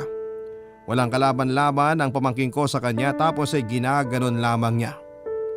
Nakakasama lang po ng loob yung mas kinampihan pa siya ni Ate Myra na parabang hindi sinakta ng sarili niyang anak. Nang mga panahon na yon ay lalong nadagdagan ang sama ng loob at hinanakit ko sa sarili kong kapatid. Pero mas nang ibabaw po ang pagwo-worry ko kay Archie.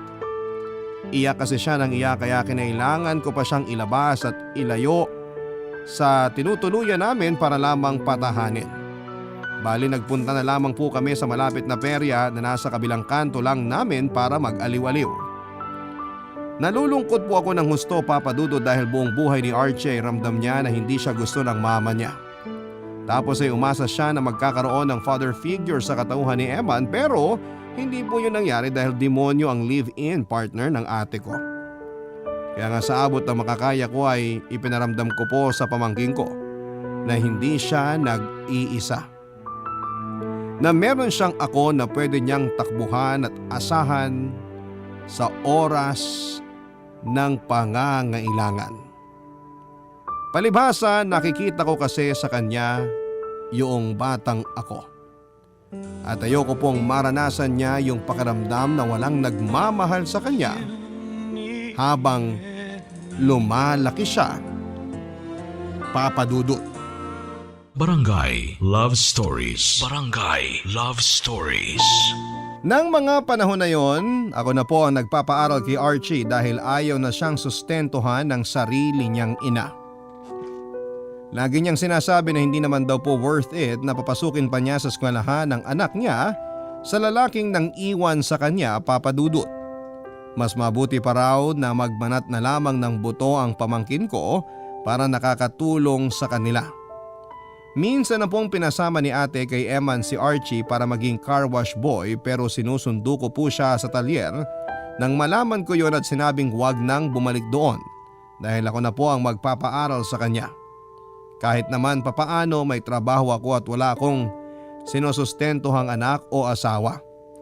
Doon na po lalong nainis sa akin si Ate Myra at Emma na para bang pinanghihimasukan ko raw ang pamamalakad nila sa pamilyang plano nilang buuin. Pero para sa akin ay may karapatan si Archie na makapag-aral at hindi nila yon dapat ipagkait sa pamangkin ko. Nakikita ko naman po ang pagsisikap ng batang tinuring ko ng parang anak, Papa Dudut. Matalino po si Archie, star student siya lagi sa eskwela simula noong grade 1 siya. At kahit na madalas walang bilib sa kanya ang mama niya, hindi po ako nagkukulang ng pagpapaalala kay Archie na magaling siyang bata. At balang araw ay matutupad niya po ang pangarap niya. Kaya lang isang gabi ay kinausap po ako ni Ate Myra tungkol sa isang bagay na hindi ko inaasahang sasabihin niya.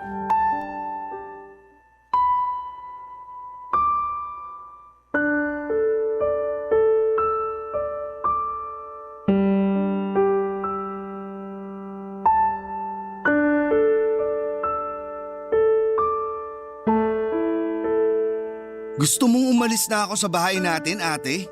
Narinig mo sinabi ko, di ba? Di ka naman bingi. Ayoko nang paulit-ulit. Pero saan ako pupunta? Pati ba naman yan, problema ko pa? May trabaho ka naman. Siguro may ipon ka kaya kayang-kaya mo magrenta ng tutuluyan mo. Hindi ko lang maintindihan. Bakit kailangan mo akong paalisin? Ay, Jetro. Hindi ka ba talaga makaramdam? Masyado nang masikip tong bahay natin para sa ating apat. Tapos lagi pa kayo nag-aaway ni Emma, nakakapikon na. Halata namang ayaw niyo sa isa't isa kaya nga sinasabi ko na umalis ka na. Gusto mo na ako yung umalis imbis na yung demonyo mong live-in partner? Ang bira, Ate Myra. Kapatid mo ako. Magkadugo tayo. Oo na, nandun na ako. Pero intindihin mo sana. Hindi habang buhay pwede tayong tumira na magkasama sa iisang bubong. Wala ka bang planong bumuo ng sarili mong pamilya? Kasi tumatanda ka na. Bakit naman napunta dyan ang usapan? Pakabobo mo naman? Kailangan ko pa bang ipaliwanag lahat sa'yo? Oo, kasi hindi ko maintindihan. Buntis ako, Jetro. Ha? Magkaka-baby na kami ni Eman. Lalaki na pamilya namin kaya magiging masikip na tong bahay sa ating lahat. Alangan namang paalisin ko si Eman, tatay siya na magiging anak ko. Kaya nga ikaw na lang mag-adjust. Kaya mo namang buhayin sarili mo eh. May trabaho ka na, kumikita ka na. Pero paano si Archie? Isasama ko sa ate. Hindi mo pwedeng isama si Archie. At bakit hindi? Anak ko pa rin siya. Ako pa rin nanay niya. Nanay ka, pero ako ang nagpapaaral sa kanya. Ako ang nagmamahal sa kanya, hindi ikaw. Sa mata ng Diyos at sa batas ng tao, mas may karapatan ako kay Archie. Kaya wag ka na makipagtalo. Nag-usap na kami ni Eman. Siya na raw magpapaaral sa anak ko kaya hindi mo na kailangang isipin yung tungkol sa bagay na yon. Sarili mo na lang isipin mo, Jetro. Hindi mo na kailangang panghimasukan yung pamilya namin. Ate ba talaga kita? Kasi kung oo, bakit ganyan ka kasama sa sarili mong kapatid? Matanda ka na. Huwag mo nang pagsiksikan sarili mo sa puder ko kasi ginawa ko na yung parte ko na buhayin at pag-aralin ka nang mamatay sina nanay at tatay. Bigyan mo naman ako ng karapatang isipin yung kapakanan ko. Hindi yung sumasabit ka lagi sa buhay ko. Walang masama sa ginagawa ko kasi kinakausap kita ng maayos. Ikaw to naglalagay ng kulay sa mga nangyayari. Hindi na ba pwedeng magbagong isip mo, ate? Di naman ako nagkukulang sa pag-aambag sa bahay natin eh. Ba naman yan, Jetro? Di mo pa rin gets? Ayaw na nga kitang kasama kasi sagabal ka sa pamilya namin ni Eman. Lubayan mo na kami. Hayaan mo na kami maging buong pamilya. Hirap mo naman paintindihin. Bobo ka ba? Ay, Kung wala ka nang sasabihin, magsimula ka na magligpit ng gamit mo. Yung spasyo mo kasi plano namin gawing karugtong ng tinutulugan namin para lumaki-laki. Kaya sana sa makalawa, nakaalis ka na. si Archie. Pupuntahan ko pa rin dito si Archie, ate. Pwede puntahan mo. Huwag mo lang tatangayin anak ko kasi magkakabaranggayan tayo. Hindi naman kita inaalisan ng karapatan sa kanya kasi pamangkin mo pa rin siya. Pero pag gumawa ka ng bagay na hindi ko gusto, di ako magdadalawang isip na ipakulong ka. Hindi naman kailangang umabot sa ganun. Dahil di naman ako kriminal, ate. Kapakanan lang ni Archie ang iniisip ko. Siyempre mahal ko yung pamangkin ko. Simula bata yan, ako na nag-alaga sa kanya. Dahil ikaw na sarili niyang ina, walang pakialam sa kanya. Manahimik ka na ha? Totoo naman sinasabi ko ah. Mas mahal mo pa yung Emma na yan kaysa sa anak mo. Tapos ngayon bigla mong sasabihin na gusto mong magpakananay kay Archie? Ginagalit mo talaga ako, Jetro? Baka gusto mong pagbawalan kitang makita pamangkin mo. Sige. Ate naman, mahal na mahal ko si Archie. Huwag mo naman siyang ilayo sa akin. Kaya nga manahimik ka na sa mga panunumbat mo. Kung makapagsalita ka parang hindi kita binuhay nung bata ka. Hoy, para sabihin ko sa'yo, kung masamang ina nga ako sa anak ko, sana nauna na ako naging masamang ate sa'yo. Sana noon pa lang pinabayaan na kitang manlimos dun sa kalye para damputin ka ng mga otoridad at dalin sa bahay ampunan.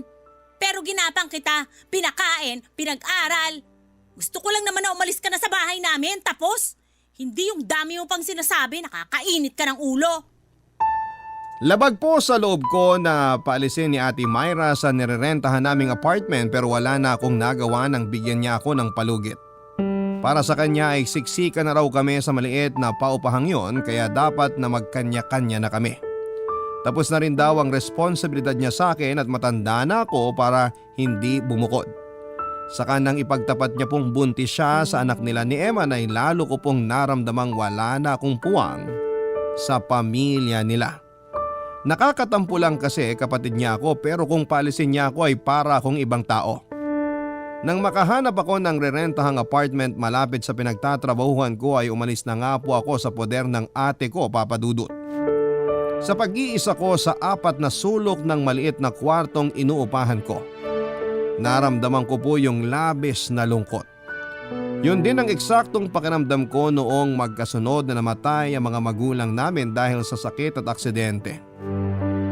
Opo, inalagaan ako at pinag-aral ni Ate Myra.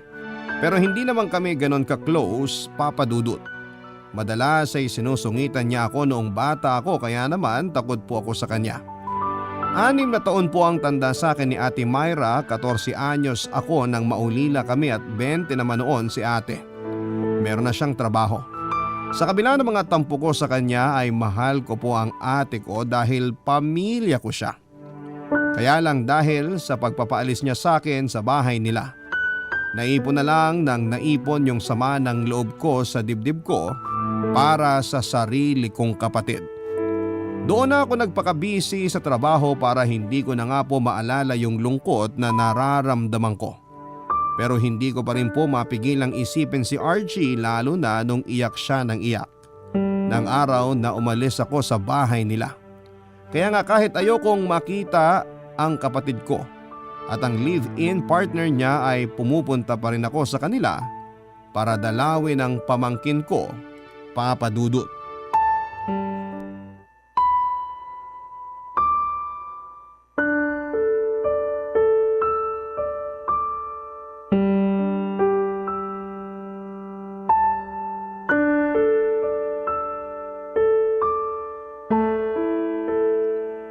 Hindi ko maintindihan. Paanong hinahayaan ka lang nilang mag-isa rito sa bahay, Archie? Hindi ka ba natatakot? Hindi naman po, Tito. Kasi may kasama po ako. Ha? Kasama? Opo. Kukunin ko po sa damitan ko para makita nyo. Ano kayang sinasabi ng batang to na kasama raw niya? Ito po, Tito, oh. Si Teddy Bear. Saan mo nakita yan? Doon po sa dati niyong damitan. Sa inyo po ba to? Oo, sa akin nga to, Archie. Di ko napansin na naiwan ko pero mabuti dahil nakita mo. Maalikabok nga po nung nakita ko tapos sabi ni Mama itapon ko na raw kasi baka sinusurot na. Kaso umiyak ako. Sabi ko lalabang ko na lang. Buti pumayag siya. Tingnan niyo, ganda-ganda na. Oo nga, para na ulit bago. Buti na lang nilaban mo at inalagaan yung teddy bear ko. Opo, kasi pag nalulungkot ako, niyayakap ko lang si Teddy Bear. Tapos nawawala na po yung lungkot ko. Lagi ko rin siyang katabi pag natutulog ako. Saan po to galing, Tito? Regalo sa akin yan nung Christmas party namin. Masaya ako kasi yan yung kauna-unahan kong laruan. Katulad mo, si Teddy Bear din yung kasakasama ko noon at kausap kapag mag-isa lang ako. Ilang beses na rin niyang tinapon ni Ate Myra kasi matanda na raw ako para magkaroon ng laruan. Pero nahahanap ko pa rin. Pinagtatapon niya tapos dinadampot ko si Teddy Bear para laban at itago sa kanya. Mabuti na lang nakita mo siya. Sa'yo na lang yan, Archie. Promise po, ingatan ko po to, Tito. Promise ha? Para kahit wala na ako rito sa bahay niyo. Kunwari, kasama mo pa rin ako kasi meron ka ng Teddy Bear. Ay, di ka na po ba babalik dito? Miss na po kita. Kahit gusto ko, komplikado, Archie. Pero lagi naman kitang pupuntahan dito para di mo ako masyadong mamiss. Kumusta ka naman? Di ka ba sinasaktan ng Emma na yon?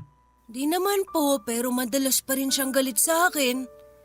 Si Mama po masungit pa rin. Iniintindi ko na lang po, Tito. Pero minsan, naiinggit po ako sa ibang bata kasi mababait mga mama nila. Tapos, mahal sila ng mga papa nila. Ikaw na lang po yung nagmamahal sa akin tapos hindi pa kita laging kasama. Ay, sorry Archie. Kasi kailangan mong maranasan yan. Hindi mo yan deserve, lalo na't bata ka pa. Pasensya ka na rin kasi wala akong magawa. Sinubukan ko pero wala akong karapatan dahil laging sinasabi ni Ate Myra na pamangkin lang kita. Na siya pa rin daw ang nanay mo. Sana lagi mong tatandaan na mahal kita. Ako na nagpalaki sa'yo, kaya lagi kang laman ng puso ko. Alam ko po yun, Tito. At mahal na mahal din po kita. Sana ikaw na lang pong tatay ko. Kasi mas anak pa po trato niyo sa akin kaysa kay Mama eh. Lalo na ngayon na magkaka-baby na sila ni Tito Eman. Pero may napapansin po ako kay Mama, Tito. Huwag po kayo maingay na sinabi ko sa inyo ha. Ha? Ano yun? Nakikita ko siya laging may kausap sa cellphone. Tinatawag niya pong babe. Hindi po yun yung tawagan nila ni Tito Eman eh, kaya sure ako na ibang tao yun. Masama nagsisinungaling, Archie. Sigurado ka ba sa sinasabi mo? Opo! Tapos lagi na po silang nag-aaway ni Tito Eman. Naririnig ko, sinasabihan niya si Mama na may ibang lalaki. Sinasabi naman ni Mama na wala, na nag-iimbento lang si Tito Eman.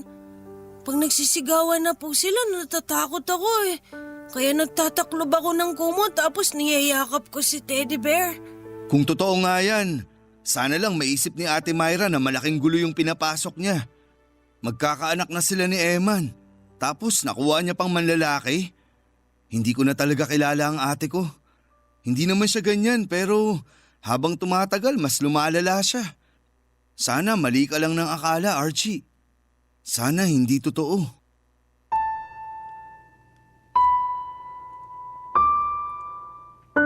Hindi po ako makapaniwala sa mga sinabi ni Archie tungkol sa ate ko, Papa Dudut.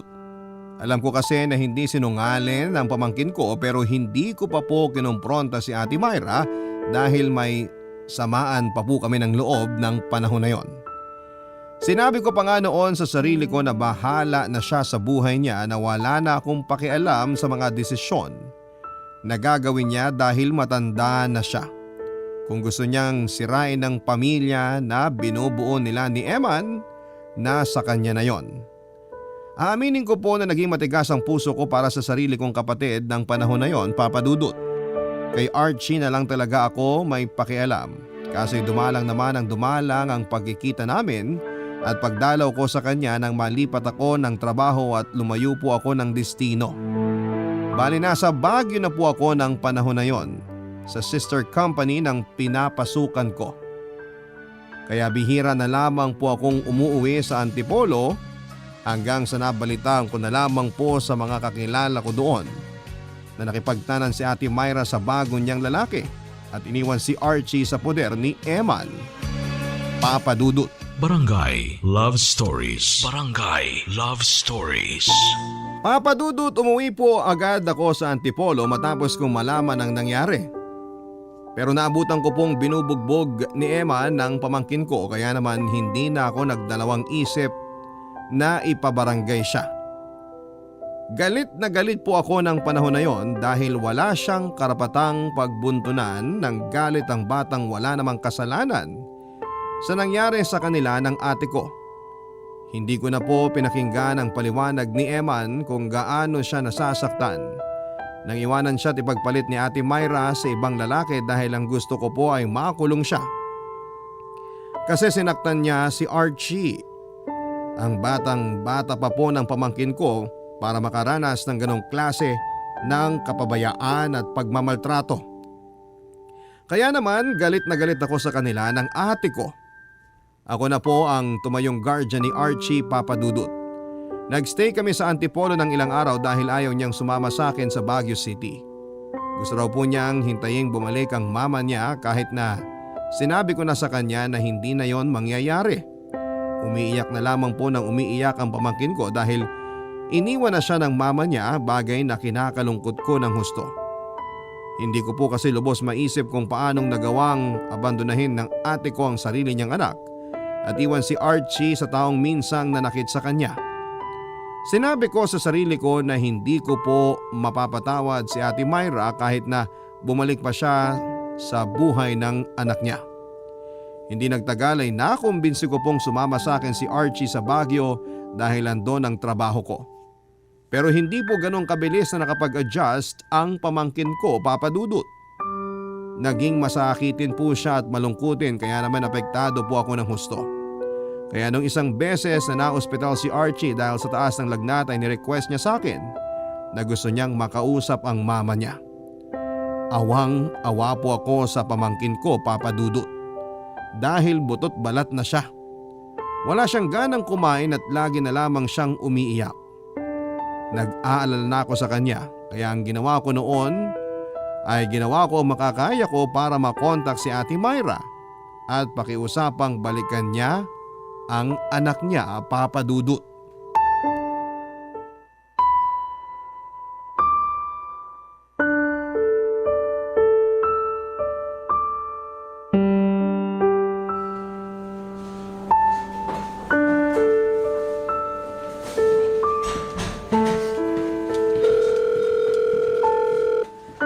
Tagal namang sagutin. Sabi ng kapitbahay namin, ito raw bagong number ni ate. Hello? Hello? Ate Myra? Jetro! Naknang tok, neneng. Paano mo nalaman tong bagong number ko? Di na mahalaga yun. Teka, asan ka ba? Bakit mo ba? Ate Myra naman. Nasa ospital kami ngayon ni Archie. Sinugod ko na siya rito kasi mataas lagnat niya. Pero hinahanap ka niya.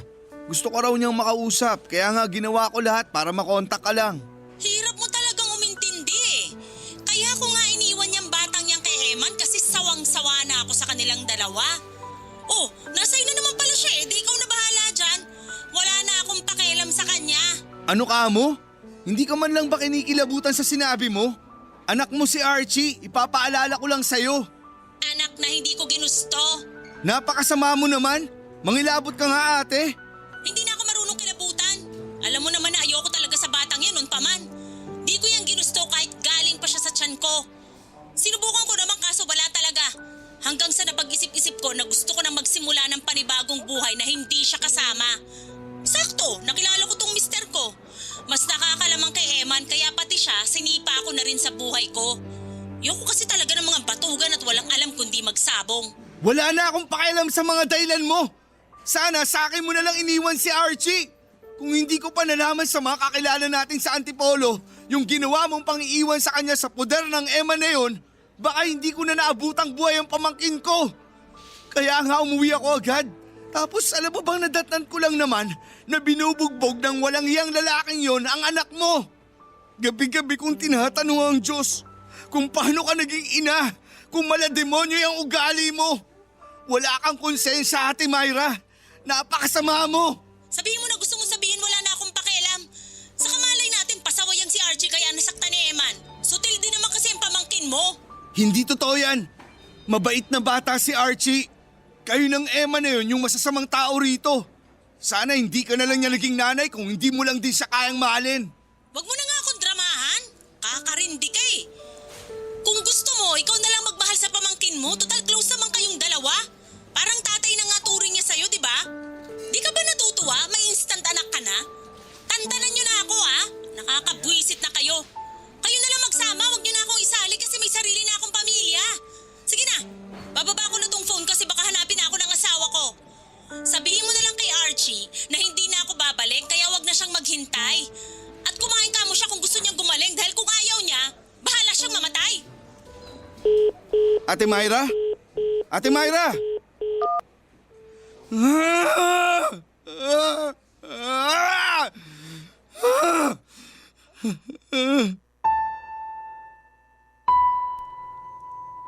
Hindi ko po alam na meron pala talagang masamang magulang.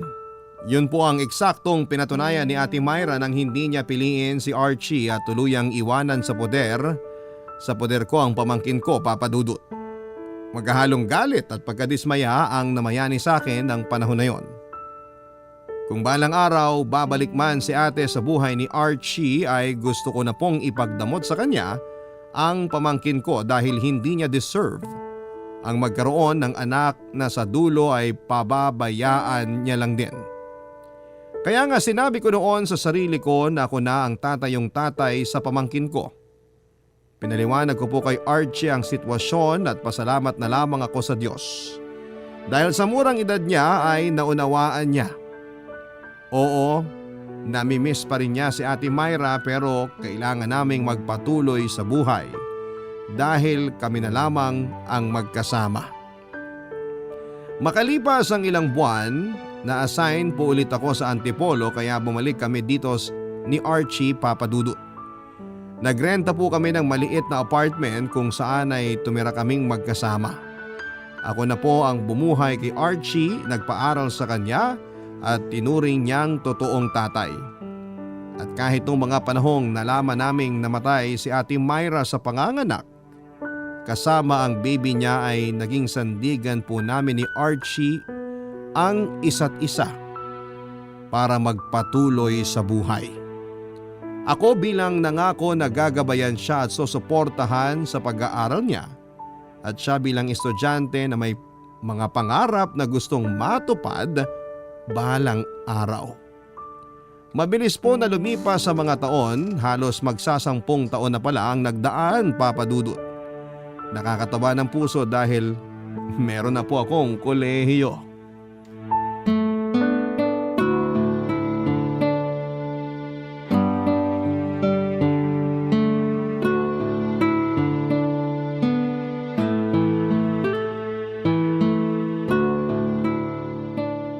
Sigurado po ba kayo na kaya nyo pag pumasok ako sa school bukas? Oo naman. O ayan, umuubo kayo. Kinakabahan ako, parang hindi nyo naman po kaya eh. Kayo lang po mag-isa rito tapos may sakit pa kayo. Kaya ko naman sarili ko, nak. Ubo lang to at kaunting lagnat. Huwag ka na mag-alala. Saka, di ba, excited ka sa unang araw mo sa kolehiyo? Excited po ako pero nag-aalala po ako eh. Hindi ko po kasi alam kung ano po yung mga pwedeng mangyari. Baka hindi ko po kayanin pa. Ha? Ikaw? Hindi mo kakayanin? Paano mo naman nasabi yun? Iba na po kasi yung college kesa sa senior high. Mas mahirap na. Natatakot po ako na baka mabigo ko kayo kasi di po ba nangako ako na mag-aaral po ako ng mabuti para matupad yung pangarap natin na magpupulis ako? Andun na tayo. Pero wag ka pa rin paapekto sa takot mo. Kasi hahadlangan ka lang yan sa pag-aaral mo. Kung lagi-lagi mong iisiping natatakot ka, hindi ka makakausad, nak. Saka wag ka mag-alala. Ano't ano man mangyari, nandito lang ako para sumuporta sa'yo. Alam mo namang hindi kita iiwanan, di ba? Kailan ba kita iniwan? Pa, wala po ako natatandaan na iniwan niyo ako kahit nung bata pa lang ako. Kaya sobrang thank you po. Kasi palagi niyo akong sinasamahan. Yung alam ko po na nandyan lang kayo lagi sa tabi ko para suportahan ako. Sobrang sapat na po yun para sa akin. Dahil po doon, napapanatag ang isip ko. Siyempre, sinabi ko nun sa sarili ko na ako na yung tatayong magulang mo. Hindi ka naman iba sa akin eh. Magkadugo tayo. Hindi man kita totoong anak, tinuring naman kitang tunay na anak. Doon po ako pinakaswerte na tinuring niyo po ako na parang tunay na anak ninyo. Siguro kung wala kayo baka napariwara na ako. Kayo po yung nagligtas sa akin kay Tito Emma nung iniwan ako sa kanya ni Mama. Kaya sinabi ko po talaga sa sarili ko na pagbubutihin ko yung pag-aaral ko para maipagmalaki niyo po ako pa. Pinagmamalaki na kita kasi marami ka nang nalagpasang pagsubok simula bata ka pa lang, Archie. Pinagmamalaki na kita sa pagiging matapang, matatag at maintindihin mo. Hindi mo lang alam na ikaw yung inspirasyon ko sa buhay para magsikap at magpatuloy. Mahal na mahal ko po kayo, Papa. Kasi dahil po sa inyo nagkaroon ako ng tatay.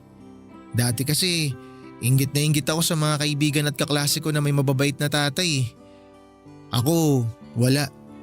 Laging sinasabi ni Mama na kasalanan ko raw kung bakit siya hiniwalayan ng tatay ko. Kasi raw dumating ako sa buhay nila. Wala kang kasalanan. Wag na wag mong sisisihin sarili mo dahil lang sa pareho silang walang kakayahan maging mabuting magulang sa'yo, Archie. Tandaan mo lagi na blessing ka sa mundong to. Blessing ka sa akin kasi binigyan mo ko ng dahilan para lalong magsumikap sa buhay. Alam niyo pa, wala nga akong mabuting tatay pero meron naman po akong mabuting tito. Tapos ngayon, papa ko na rin kayo. Kaya thank you po talaga. Sana Papa gumaling ka na agad para hindi na ako mag-alala. Gagaling din ako. Huwag ka sabi mag-alala. Kaunting pahinga lang to. O siya, matulog ka na. Maaga pa klase mo bukas. Hindi ka pwedeng malate. Sige po, good night po Papa. Promise, uuwi po ako na maaga pagkatapos ng klase namin bukas. Tapos kukwentuhan ko po kayo kung ano yung mga nangyari sa araw ko. Hihintayin ko, nak. Good night din sa'yo. I love you po. Mas love kita, anak.